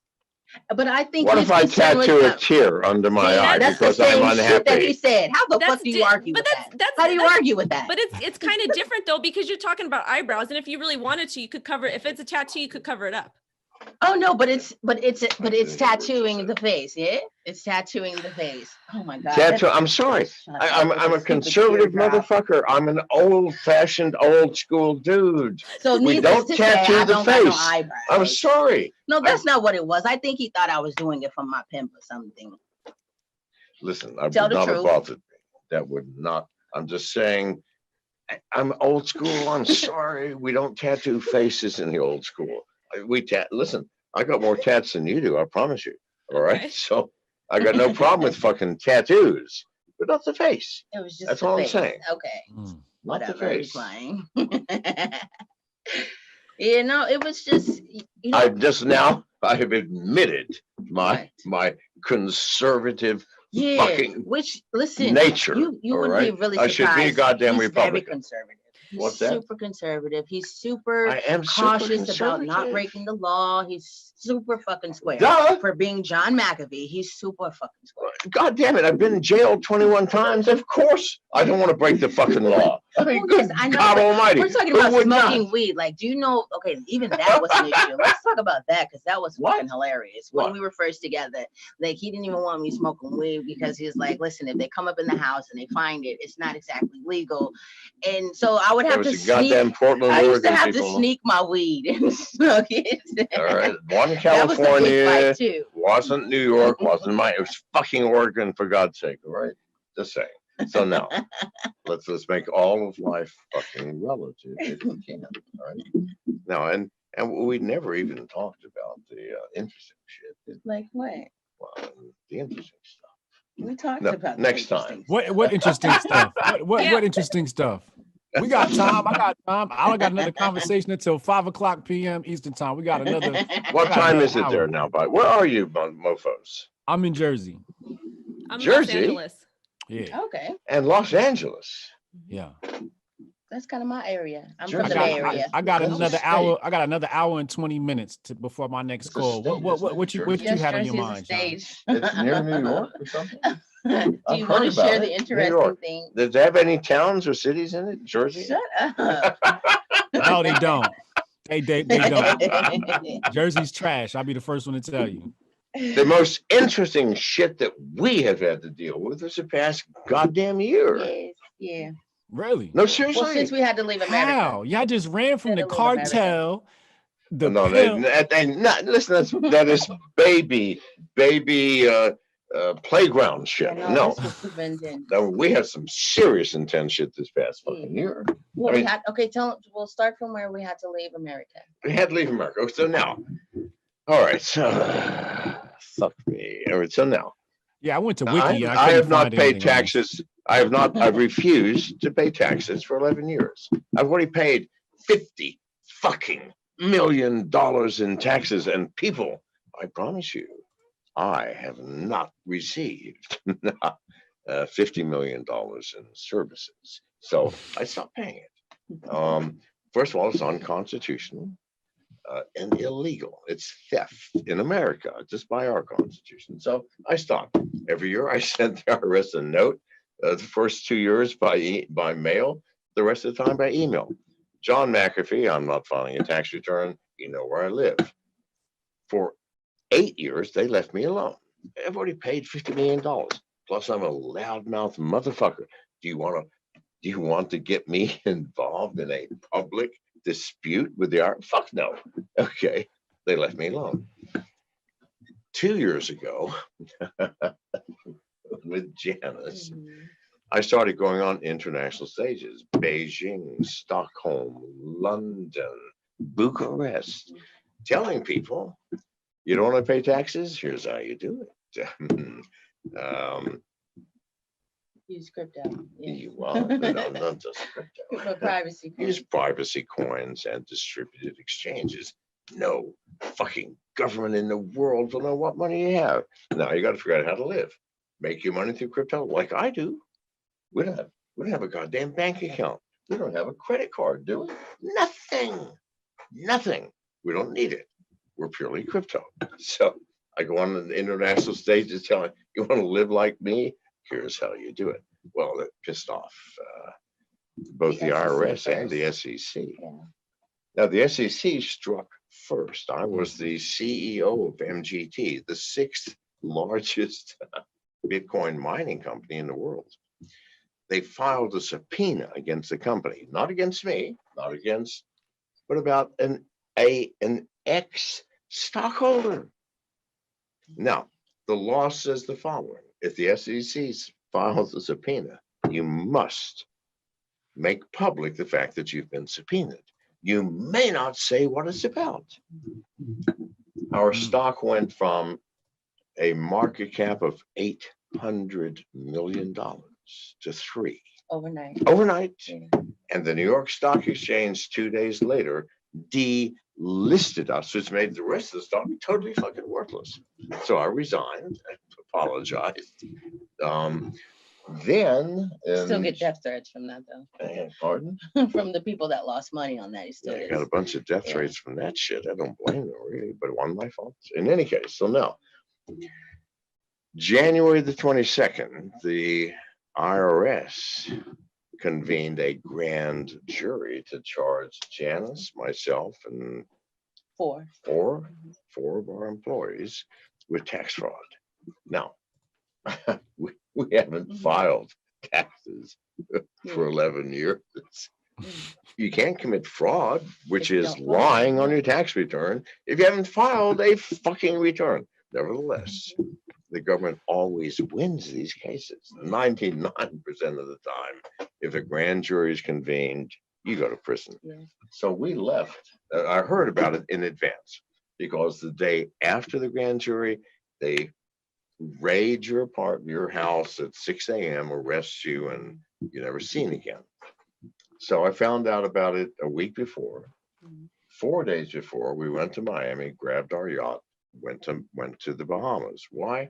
The Bahamas has no income tax. Which we were all surprised, first of all, that the boat actually existed and that it was there and ready to go. Yep. That's a whole other fucking story. Well, first of all, no one knew about the goddamn boat. Why?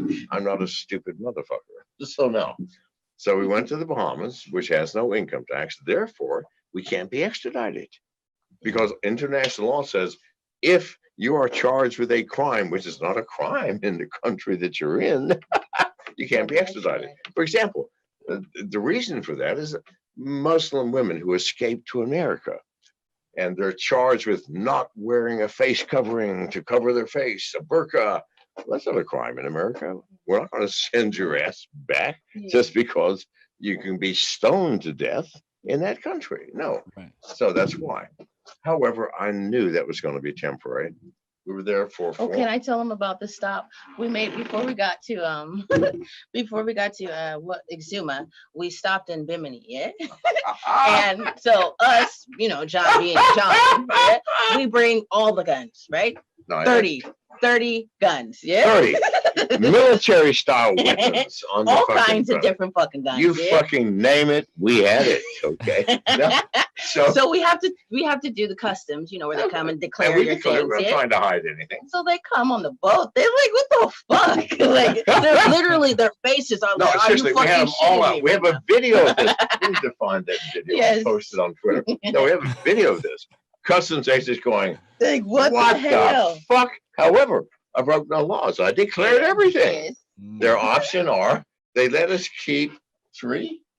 Well, also he was very clever, and he said, listen, I'm running for U.S. president, and we actually had buttons, some of his right. He gave buttons out to the customs agent. Here, where so these it buttons? Worked. McAfee for president. So they're like, okay, yeah, that makes sense. That makes sense. So they confiscated 27 of, and we had some serious binary trigger AR-15s that could fire 30 rounds a second. All right, so we had some shit. We had some shit. But they said, okay, pick 3. You can keep 3. So we actually kept 4. Yeah, I had one hid, but that's Janice had one hid. Because that's what I do. I ain't living with just 3 weapons. I ain't living with 3 weapons. Not with I gotta have 2 in my hand when I sleep. All right, so no. So we kept 4. But that's another story. Okay, so then we made it to Exuma. So then we get to Exuma, which I've been to many times. It's the most beautiful fucking island on the planet. But I know they're coming. I know that legally they can't do shit, but they're gonna let us get away with this shit, aren't they? Why? Because as soon as you got there, we're posting on Twitter, on the beach, going "Fuck you, America!" Right? Yes. So I knew they're coming. Well, they came in April, early April. think so. The first week of April. I'm John fucking McAfee. You're not going to listen. I founded the world's largest computer security company. I didn't do that by not knowing how to find out shit, did I? I mean, listen, you're going to buy a safe to put your valuables in. You're going to buy it from someone that can't crack everybody else's safe. Fuck no. Hey, can you crack this guy's safe? No, I can't. Well, then I'm going to buy his safe instead of yours. No, you name it, I can fucking crack it. So ain't nothing happening I can't find out about. So I found out just in time. Okay. Yeah. So we left Exuma 6 hours before the CIA's special forces came to collect me in the Exumas. Went to Cuba. We were there for 2 months. Cuba God was awesome. damn, you're gonna love Cuba. Cuba was so awesome. Fuck, that was so awesome. If However, any of you guys ever get the opportunity to go, please go. Holy It's shit. so beautiful. We're there for 2 months. Two military officers come and tell Janice and I, you will appear. Yeah, they give us this little note and say, be note here saying, at this Be time. there at 2 o'clock Yeah. tomorrow. It's an army base. Yeah. So we're there at 2 o'clock. It's Cuba. You don't fuck with those people. A general comes in with an interpreter, very fucking polite, and says, Mr. McAfee, we're so sorry, but America has demanded that we return you to America unofficially through unofficial channels. And by the way, 2 days earlier, American warships appeared off Havana. You could see these fucking warships. Yes. Give us McAfee or else. But Cuba, listen, those mofos got balls the size of basketballs. So now, there you go. The general said, however, Ms. McAfee, we are disinclined to do that. But you do understand our situation now. While you're in our country, you are a severe problem. You have 72 hours to leave our country and never come back. Now, when a goddamn yacht, our captain is in Guatemala, for fuck's sake, or someplace in Central. He had just went home because he'd been with us the whole Nicaragua. time. He's in Nicaragua. We're going 72 hours. So we're struggling. I'm working nonstop trying to get our yacht together so we can get out of Cuba. Every day they come by twice a day. Mr. McAfee, are you sure you're going to be out of our country within 46 hours? Then, Mr. McAfee, are you sure within 30? Finally, I said, listen, if I have to swim to Haiti, I'm going to be out of the country. And the guy goes, I understand. So we ended up leaving 12 hours or something. No, we had 16 hours to spare. Okay. We get out. 4.5 days at sea. Now we've got our staff, our captain, we didn't have enough food. We didn't have enough water. We ran out of food and water by the first day. Yes. Right? So because we couldn't get enough supplies because we only had 72 hours. So we didn't have enough anyways. Nothing. So 4 days, right? At sea in a fucking storm. Fucking the Dominican Republic. Yeah. We get to the dock, we all pumped up like hell yeah, I'm about to shower, walk these dogs, we're gonna enjoy ourselves, But they don't let us off the boat, right? So we ain't tripping. We're just excited. And we noticed soldiers with automatic weapons on all the docks. Oh, mind you, they have cleared out the docks nearest to where we came. Yeah, there were no boats anywhere, just in case firing started. Okay. All of the boats were kind of packed together on a separate side dock. of the dock. Okay. We had to, because you have to pull into customs and immigration. There was not a fucking boat there. Nothing. There was a soldier, every dock around had soldiers. There with was a automatic soldier, weapons. 2 soldiers on this dock here, facing, and then we were surrounded over here. So I'm like, what is going on? Like, I ain't feeling like this. Like, this don't feel normal, right? Like, mind you, I ain't a boat person, so I don't know. Like, maybe this is what they do in the Dominican Republic. But so after a while, it becomes very clear that there's a problem. Because now it's been like 3 hours and we're still just on the boat, and they're not allowing us to talk to customs. We can't get nothing. We couldn't go through immigration or customs. We had our weapons laid out. Ready to declare. Ready to fucking declare. On your normal boat with your captain, right? Yes. Okay. Yes. Laid out on the table, unchambered. The ammunition in a separate fucking container, like we normally did. What you normally do when you come in with a yacht into a foreign country. Some countries take, like in Cuba, hey, and back to you when you left. So they did. Others, I want to say, you can keep 3 but you got to keep them on the boat or whatever. So different rules.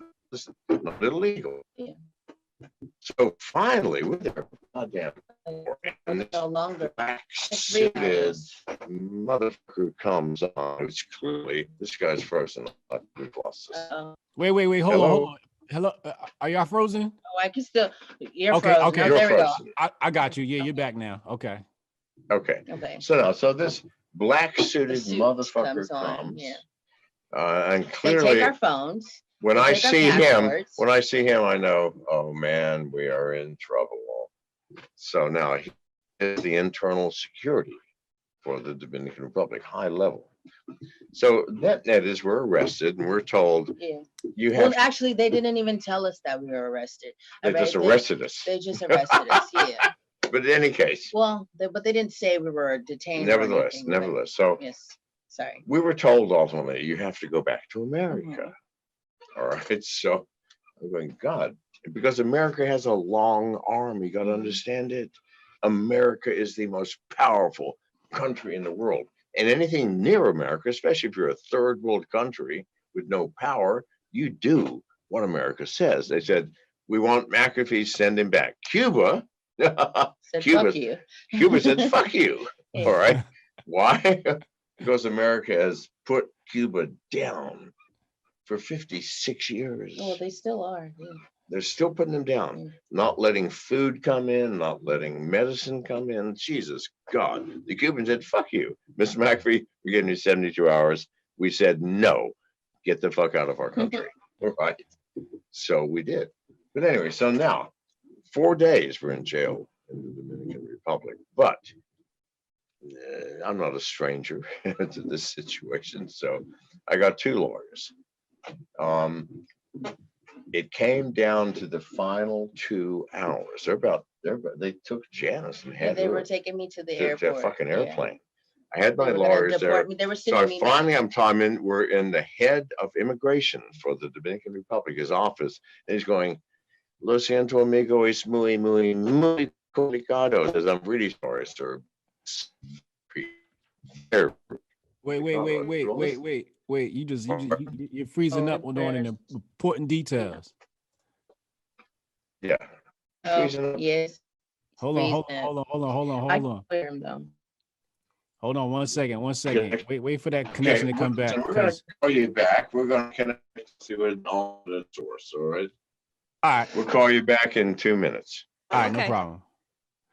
Ooh, that's the part. Yeah, I need to hear that We part of need the to story. hear This is important. Yeah, He's we're just about gonna- to. Okay. He's Okay. about to tell us about his conversation with these people in the DR. I guess it's some sort of officers that have detained them. I'm just trying to figure out, like, were the relations with DR? I guess it's just American bullying. Yeah, that's what it sounds like to me. I remember seeing some of this last year when it was all going down because they were like live tweeting a lot of stuff. I remember seeing the picture of the boat with the guns. I remember seeing them getting detained, like all this crazy stuff. So it's just to me, it's very interesting. Like John escapes everything. And then then he's with Janice and it's like, do they get separated or are they together? Like, how does she get out of it? It's just, there's all these things. Yo, this is like better than a Netflix series. This is, it's their life. That's their reality. Yeah, I don't know. I don't realize do you realize how epic the stream is right now? It's amazing. Like, it's absolutely amazing. Like I gotta have my kids sit down and watch this. You're making history right now. History. This is insane, yo.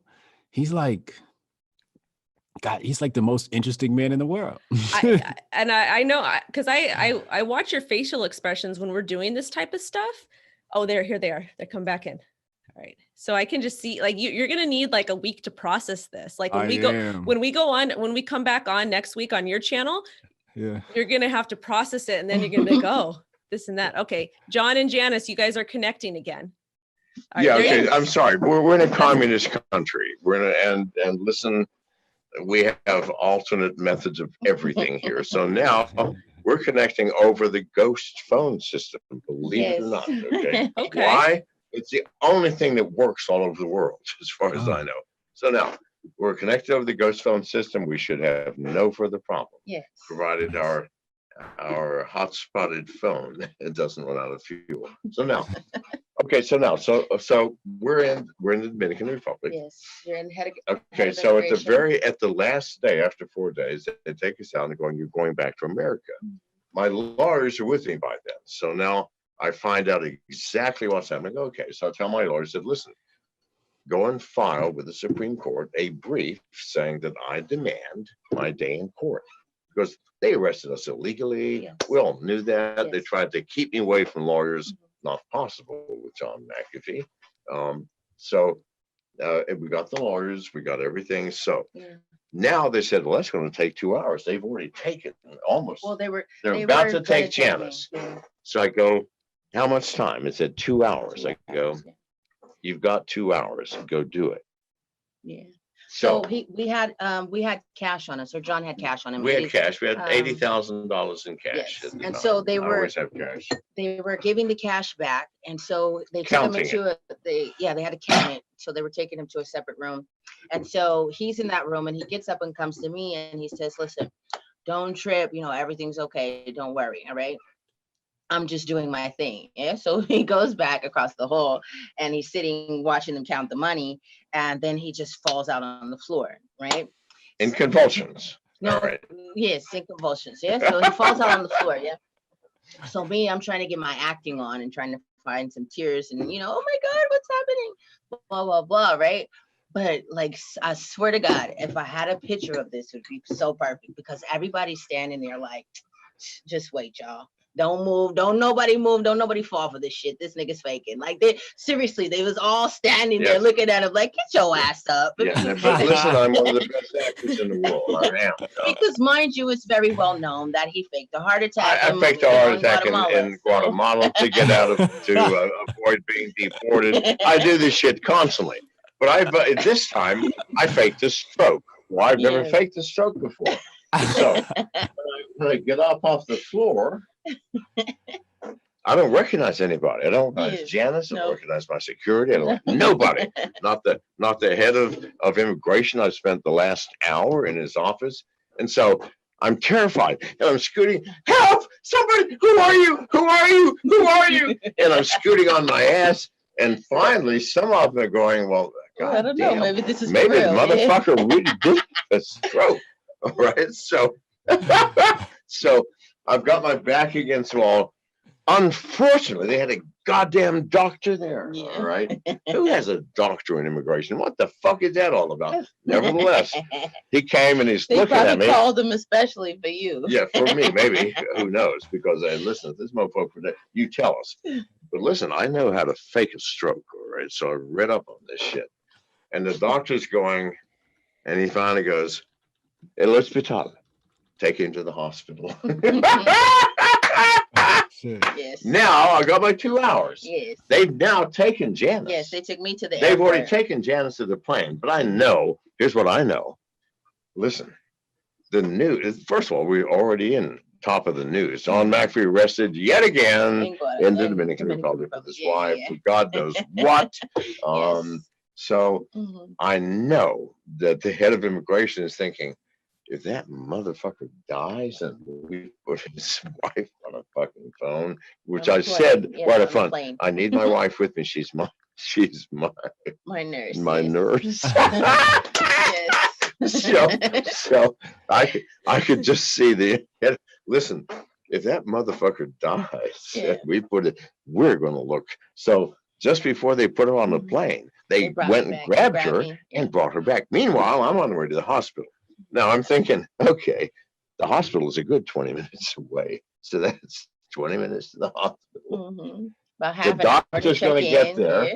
I'm not going to recognize him, me, or anything. I'm going to resist being examined because I don't know who you mofos are. Where the fuck am I? Right? So that's another half hour before they can even examine me. Okay. So then they got to do x-rays.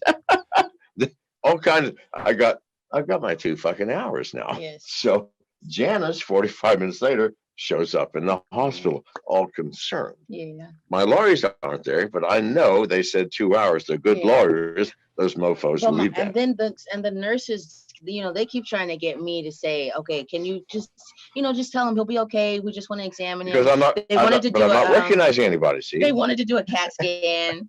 Yeah. So, but now he can recognize me, right? So now they're like, okay, maybe she can help. Oh, it's helping. Yeah. Now I can recognize at least my wife. Yeah. Okay. So, but I'm saying you're not touching me. You're not taking me anywhere, and I'm fighting everybody. Then, almost 2 hours to the minute, my lawyers come in with a piece of paper. Well, they came in a little more clandestine or undercover than that, but they come in with these big, Kool-Aid smiles. Yeah, like here we got it. They hand it to the head of immigration. Yes. Now he's fucked. Why? Because they arrested us illegally. Yeah. They arrested us on the orders of America. We didn't do jack shit. Yeah. They had charged us with bringing guns illegally, but we couldn't have. They didn't let us talk to customs to declare them. If they were illegal, customs would have taken away from us, and we'd have been everything fine. No, so they're fucked. So finally, the head of immigration comes and says, "Miss McAfee, where do you want to go?" I said, "London." I said, "London." I got a British passport, right? Yeah. London. He said, "Absolutely." From that moment, we went from the most horrific jail conditions you could ever fucking imagine. I'm serious, dude. I've been in jails all over the goddamn world. Dominican Republic, bottom of the fucking barrel. So now, went from that to everybody basically kissing our asses to a convoy to the Santiago International Airport, where we were served with white gloved servants at the VIP, where heads of state are received when they come with champagne. And we ate when we asked for they said, "What do you want?" I said, "I want Burger King." They're looking at each other. They bought us fucking Burger. They bought us fucking Burger King. French fries. And then on the way to London, I said, "Janice, baby, we can't continue. Yeah, that was intense. We can't run forever, so we got to go underground." And we've been underground ever since. Yeah. So, what does underground mean? That means nobody knows where we are, dude. We don't tell anybody. Yeah. Not our family, not Janice's kids, not her parents, not my best friends. Nobody. See, here's what. Up to that point, in Cuba, for example, and in the Bahamas, we were laying on the beach and thumbing our nose up every goddamn day. Take me to "Fuck you, America," right? Yeah. In Cuba. Yeah. "Fuck you, America." Yeah, well, this is where we are. America goes, "Fuck you." Yeah. So again, we can't do a "fuck you, America" anymore. Yeah, no. So they can't know where we are. That's underground. All right. Well, because I remember on Twitter there was a while where John was posting lots of pictures where you guys were dancing, or their videos where you guys were dancing and he was serenading you, and it was just it was that was probably. Yeah, that was Bahamas and Cuba. Yeah, it was so beautiful to see. He's like grabbing on your booty. You could tell he's like so in love with you. It was just so. It was like we was having a good time. It was so nice to see. I mean, now we still post things, but we don't post anything. Now, what we post now is mostly disinformation. Yes. Like we may travel somewhere for a day, take a whole bunch of photos, come back and post them saying, "Here we are." So nobody knows where we are. It's obvious, though, we're in a Russian-speaking country. Привет, благодарю, как дела? Я очень хорошо. No, come on, Jim. Say something, baby. All right. Let me see. Oh, я хочу спать на кровати. Да? She just said, "I'd like to go to bed with you." Я хочу спать на кровати. So you're on basically you're running from the IRS and the SEC. Yes, we are running from the IRS and the SEC, the two most corrupt agencies of the U.S. government. I don't know if that's a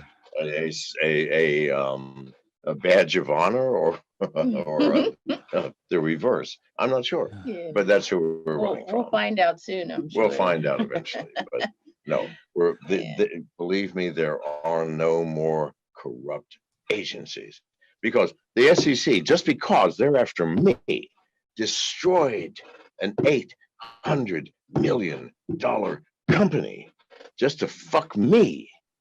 And they're there to protect stockholders. Thousands of stockholders lost everything because they wanted me. Do you understand? That's corruption, if you ask me. Yeah. That's corruption. But Oh, whatever. God. I'm not going. Let's not get into politics. So I want to ask you about this ghost phone, right? I have no idea what this thing is, right? And you're connected to it now. Look at this. Shut up. It's not real hair. It's fucking it's braids. Look at it. They're Look how it's not hanging. braids. It's goddamn braids, baby. Look at it. All right. It's not braids. Read the shirt, John.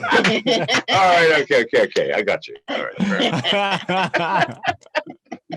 So how do I get one of these ghost phones? Right. I need a ghost. Well, phone. okay. First of all, they're coming out 15th of September. Okay. We're in beta test now, and anybody listening who is a member of the mainstream, I hate to say this, mainstream media or any major media, we will give you one of the eSIMs that will turn your phone into a ghost, meaning no one will know who the fuck you are or where the fuck you are. We don't encrypt anything. That's not our job. Our job is to hide. Is to hide you. That's all we can do. And John Hotep needs he needs one. You got to get him one. He does because he is really he is a very predominant figure in the Black community. He's doing an amazing job, so he needs one. Yeah. He does. Is that motherfucker black? Shut up. Black. Oh my God. It's past his bedtime. You don't look black to me. I'm sorry, but whatever. Yes. No, right. I'm a white girl from Boston. Apparently. Okay. That's well, what she tells is. me all the time. I am blacker than she is. Yes. I'm telling you now. That's Whatever. A, no. That's a big. Okay, I will. Is it now? Yeah. Okay. No one is talking about what is below your waist, darling. Okay. Yeah, well, I wasn't talking about that either. Yes, you were. Boy. I was not. No, Pause no okay, homo. so I've got the biggest white dick on the planet. Okay, Oh my God. So Jesus everybody Christ. knows that. No, way bigger than the average black man's. I'm telling you right now. God. Just Oh please my tell them God. about the Okay, yeah, phone. no problem. I will send you. I will. Hang on. You're the worst. All right, hang on. Worse. Okay, email Janice with an email address. I will send you. But now you have to have an eSIM compatible phone, like Samsung, or steal one or borrow one. A Samsung S20, Google Pixel, the latest iPhone X. Those all have eSIM. So what you do is you just take your SIM card out of the phone, scan our eSIM that we send you, and you're fucking invisible. All right? Okay. That's all you have to do. Won't charge you a dime. Now, our service is extremely expensive, but as a member of the press, you get one with a gigabyte free. Now, this is data only. No voice, but nobody calls anybody anymore. For fuck's sake, we and I are talking over the internet, right? Yeah. So you take out your SIM card, you scan our eSIM, and you're connected to every cell tower in America, not Canada, 35 countries. All right, all across America, every cell tower in America, we will connect you. All right. But if my phone is connecting to the tower, they won't be able to track me by how I'm connecting to the tower. They cannot track you. I promise you. No, it's the ghost cell phone service using those cell phones. No one can see that except us, and we don't save any. First of all, when you sign up for the service, we don't ask you who you are. We don't ask for documentation. We don't ask for anything other than where do you want us to send the eSIM. Send us some crypto or send us just steal a credit card. We don't give a flying fuck. Pay for it. We'll send you the eSIM. All right. I'm just saying. So now listen, if John McAfee has created this, I created this for me. Yes. We don't have phones. We can't. The reason we can't is if we had a goddamn cell phone, we'd be collected within 24 hours. Right. Because the cell phone towers would triangulate our sorry asses, and we'd be gone. But with the ghost system, no, there's no one can find you, and nobody knows who you are. The service you can is do monthly? it daily. It ain't cheap. It's it's $5 a day with 1 megabyte. It's $30 a month with 1 gigabyte. An additional gigabyte is $25. It ain't cheap, but it's only to be used when you're trying to hide. Right. Put the SIM back in from AT&T or whoever, Verizon, when you want to, go on Pornhub. We don't give a flying fuck. But you don't want to use our system to cruise Pornhub. No, you use our system on those occasions where you absolutely don't want to be known. My mother. Now, people say criminals are going to use them. Well, of course they're going to use them. Criminals use every fucking technology. I mean, when phones came out, who put the first nationwide phone systems in? The goddamn mafia. So they could coordinate. What about the local device? How can I be sure that my local device hasn't been compromised? I can't help you with that. Okay. Buy a brand new phone. Okay. Right. I'm sorry. I can't help you with any of that shit. All right, I'll figure that out. That's a problem. And most are. All right. This is not for everybody. Right. This is for people who absolutely do not want to be located or known. Because I promise you, using our phone, ain't nobody going to find out where you are or who you are. Give us a fake name. We don't give a flying fuck. We don't even take the name. Give us money. We send you the SIM. Give us $29.95. We send you a month-long SIM. Give you a gigabyte free. Go do your thing. That's it. And I don't got to pay till I run out of that data, right? You don't have to what? Do I have to pay until he runs out of the data? If you run out of the gigabytes, you got to pay us another $30 to get a gig. I'm sorry. It's right, that's fine. It's not to watch movies and things. Right. No, that's fine. I just want to make sure that it's not like a no, you run out of that, you send us another $30. In fact, you can do it all up front and send us $60 and get 2 gigs. All right. Right. Okay. But with that $30, with that $29.95 monthly subscription, you get a month free access to every cell phone tower in America and a gigabyte of transfer. Now, most people are going to be using it for messages going, hey, where's the shipment or whatever. I don't fucking know. Or, hey, my wife's out of town. You can come over at 8 o'clock. I don't fucking care. Right? We all know that people need privacy sometimes. The ghost phone is the ultimate fucking privacy. That's all I'm telling you. The only thing you can keep private with us, though, is your location and identity. I mean, if you're using Twitter, okay, and everybody knows who the fuck you are, well, they still can't find out where you are. They're going to know who you are, obviously. Yeah. Okay, but if you got a phone that you're using for secret communications, believe me, they are going to be fucking. Listen, I founded the largest computer security company in the world, right? And I got successful not because I didn't know shit about breaking and entry, because I did. Do you understand? Let's face it. Let's get real, can we? Again, let's get back to the safe analogy. If you want to buy the most secure safe and you go to, okay, hey, can you hack this safe? No, I don't have a clue. Well, fuck you. I'm buying that safe. Do you understand? You come to McAfee, do you know how to hack this? Yes, of course. What about that? Of course. What about this? That's why we got number one. Because there's nothing I couldn't hack. And there's nothing that I can't get into. And therefore, when I promise you, no one will know who you are or where you are. You got to fucking believe me, people. I built this for me because we haven't had phones for over a year. Yeah. We can't. All right. So you built this yourself. You dev'd this up yourself. Absolutely. Who else would have thought of this shit? Who else is crazy enough to go, hey, this is what we need? I'm just saying. That's dope. That's dope. Wow. Amazing. All right, listen, we've been on for almost 2 hours. All right. Yeah. And we've had a great time. And we have had a great time. And I know you guys are bored nice. shitless. And thanks for putting up with our nonsense. You know what? Most people fall asleep during our interviews. I'm just saying.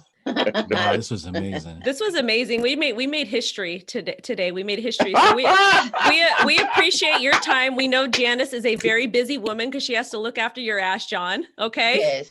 That she does. You know, So listen, if I didn't have Janice, listen, 2 years ago I'd been gone. You know? First of all, listen, she saved our ass in Portland by refusing to get into the garbage bin, right? Because that's what I want to do.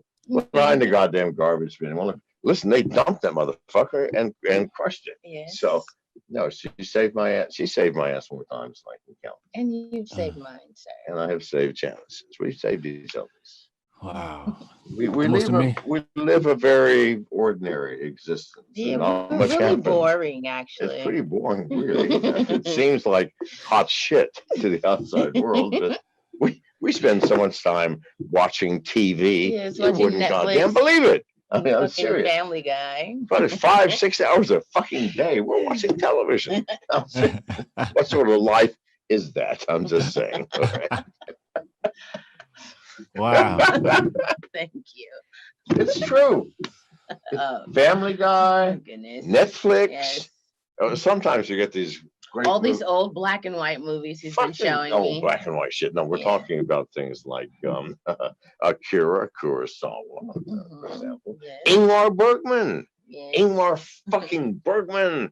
Did you not enjoy Yes, that I shit? did enjoy it, actually. And fuck Yes. yeah, I mean, it's mind-blowing shit, right? Mm. So yeah, but it's still television. He gives good time. He gives good time. Listen, anybody out there who's ever fucking known me, if you're listening, you know one thing. I give good fucking time. Why not? Yeah. That's an understatement. Mhm. I mean, I give good time. Maybe not good head, but good up. time. Oh my god. Fuck yes. Can I ask what Okay. one last question? Can I ask what language Ghost was written in? Well, Or that would that actually most of it is C++. Oh wow. Damn. Well, it's the only language that makes any sense if you're going to do security, isn't it? I guess so. Interesting. And plus, it's my favorite language. Well, actually, my favorite language is assembly. Why? Because you cut through all the crap. I mean, get right down to the machine instructions almost. And keep in mind, I started computers in 1969 with General Electric. Before there were keyboards, before there were monitors, before there were punched cards, where all the programming was throwing switches on the front panel of the computer. Everything was programmed in machine code. Why not? Yeah. It didn't even fucking have assembly. You simply had machine instructions. Branch unconditionally to here. You had to calculate that fucking address to whatever here was. Or if low, branch here. If high, branch there. Loop to this address. Don't fuck me. No, that was I understand better than almost anyone because I was one of the first ones there. Yeah. The relationship between software and hardware. And in fact, it's a fuzzy, fluid division between the computer and the instructions that make that computer do its magic. I'm getting into coding now. You've inspired me. He's got an erection now, baby. Oh my god. I don't want to talk to coders, man. He's gonna go and whack off immediately. I'm not a coder yet. Computer instructions. I know this dude. I'm not a coder yet. I just got into it, you know. So I haven't even reached that level to call myself a coder. Had I even talked about things like recursive subroutines, he would have ejaculated. Oh my god. I don't even know It's what past that his is. bedtime now. I just got into that. You know what a recursive subroutine is? No, he just started learning. I just passed switch statements. All right. So now the most sophisticated of all programming techniques is a thing called a recursive subroutine. All right.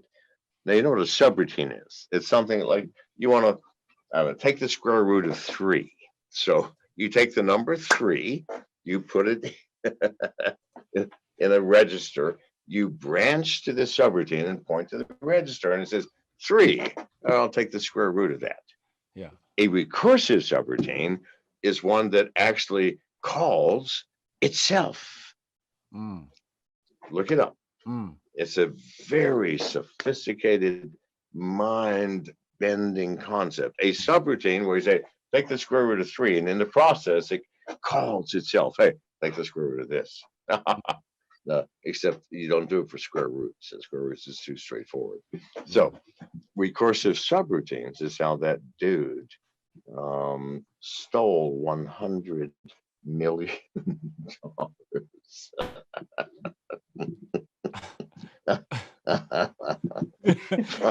I'm sorry.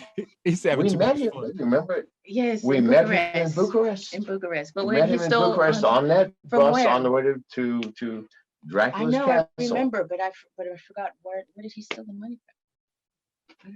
Well, It was something, wasn't it some sort of competition or something? no, fuck no. It was, actually, I should say no more. You should say no more. Yeah, you said enough. I should say no. Yeah, $100 million he got using legally recursive subroutines, which the developers of this project had never heard of. A young kid, remember him? Yes, I remember him. Short kid, Yes. blonde hair, Russian guy. Yeah. He was quite open about it. Yeah, he was. He was finally very proud. Finally, because I'm going, this motherfucker is brilliant. I go, who the fuck are you? He said, well, I'm the guy that took the $100 million. So I go, no wonder. So he did that using recursive subroutines. I should not say that because then they go, that's how he did it. So anyway, we've really enjoyed this. We've been on for 4 hours now. Yeah, 4 hours? Something like that. And oddly enough, these guys are still fucking awake. Yo, you've exceeded. I knew this conversation was going to be important. I knew it was going to be amazing, but I'm fucked up in the head right now. Like I can't even be. I'm gonna go and like just get away from computers for a few hours and just like figure out what the fuck I just went through. Thank you very much for this conversation. I cannot thank you enough. And thank you very much for asking me, John. We have enjoyed it. I know Janice has because look at her smile. Yes, we love that beautiful smile. Thank you. Isn't it beautiful? It is. You know what? Because we do this show. We do it every Wednesday. So we're going to have you guys come on again just because you guys are such a beautiful couple and just to hear your guys' stories and just to see you guys kind of uniting despite your differences and just how much you both love each other. Just the way Janice looks at John and the way John is just all lovey-dovey with his girl. It's just so beautiful to see, you know? Thank you. Thank you. All right, and thank you again. Thank you for having us. And we'll be happy to come on at any time, not for 2 hours, maybe an hour. We'll get a set of. I'm an old man, and I'm trying to get this lady to bed. It's already 12:30 in the morning our time. Okay. So allegedly, she falls asleep at 2 a.m. Allegedly. At 2 a.m. she's worthless. You know, have you died? What's happened? Shut up. She needs her sleep. She needs her sleep. You do not wake a woman up when a woman is sleeping. You do not wake her up. You bring her food. You rub her back. You massage her feet. That's what you do. Or no, what I do is I very sneakily try to have my way with her in a subtle, slow fashion. It doesn't wake me up. It does not wake her up. Okay, please, you gentlemen out there. Oh my God, he's not even lying. Okay. No, I'm not lying. You gentlemen out there, you want to get some serious pussy. No. Okay. You don't try to get cooperation. You don't try to get cooperation. You learn the subtle technique of sleep fucking. Right, so my kids never see this. It's like it's not rape exactly. Shut up. She's woken up 2 or 3 times, quite enjoyable. Going, damn, this is good stuff. So no, it's not rape. Oh my God. But stop. what it is, Thank you guys for Okay. having I'm not gonna it. explain it. Have a So great great. have a great rest of your evening. Shout out to Hotep for coming on. Shout out to Miss McAfee. Shout out to John McAfee. You guys make sure to like, comment, subscribe, set alerts. Shout out to Johnny in the super chat for the $50 super chat. We appreciate you guys. You guys share the shit out of this. We need to get it going. Hotep is going to be posting it on his channel later. Love y'all. All right. Thank you for having Thank you us. so Bye, much. guys. Bye-bye. All right, bye-bye.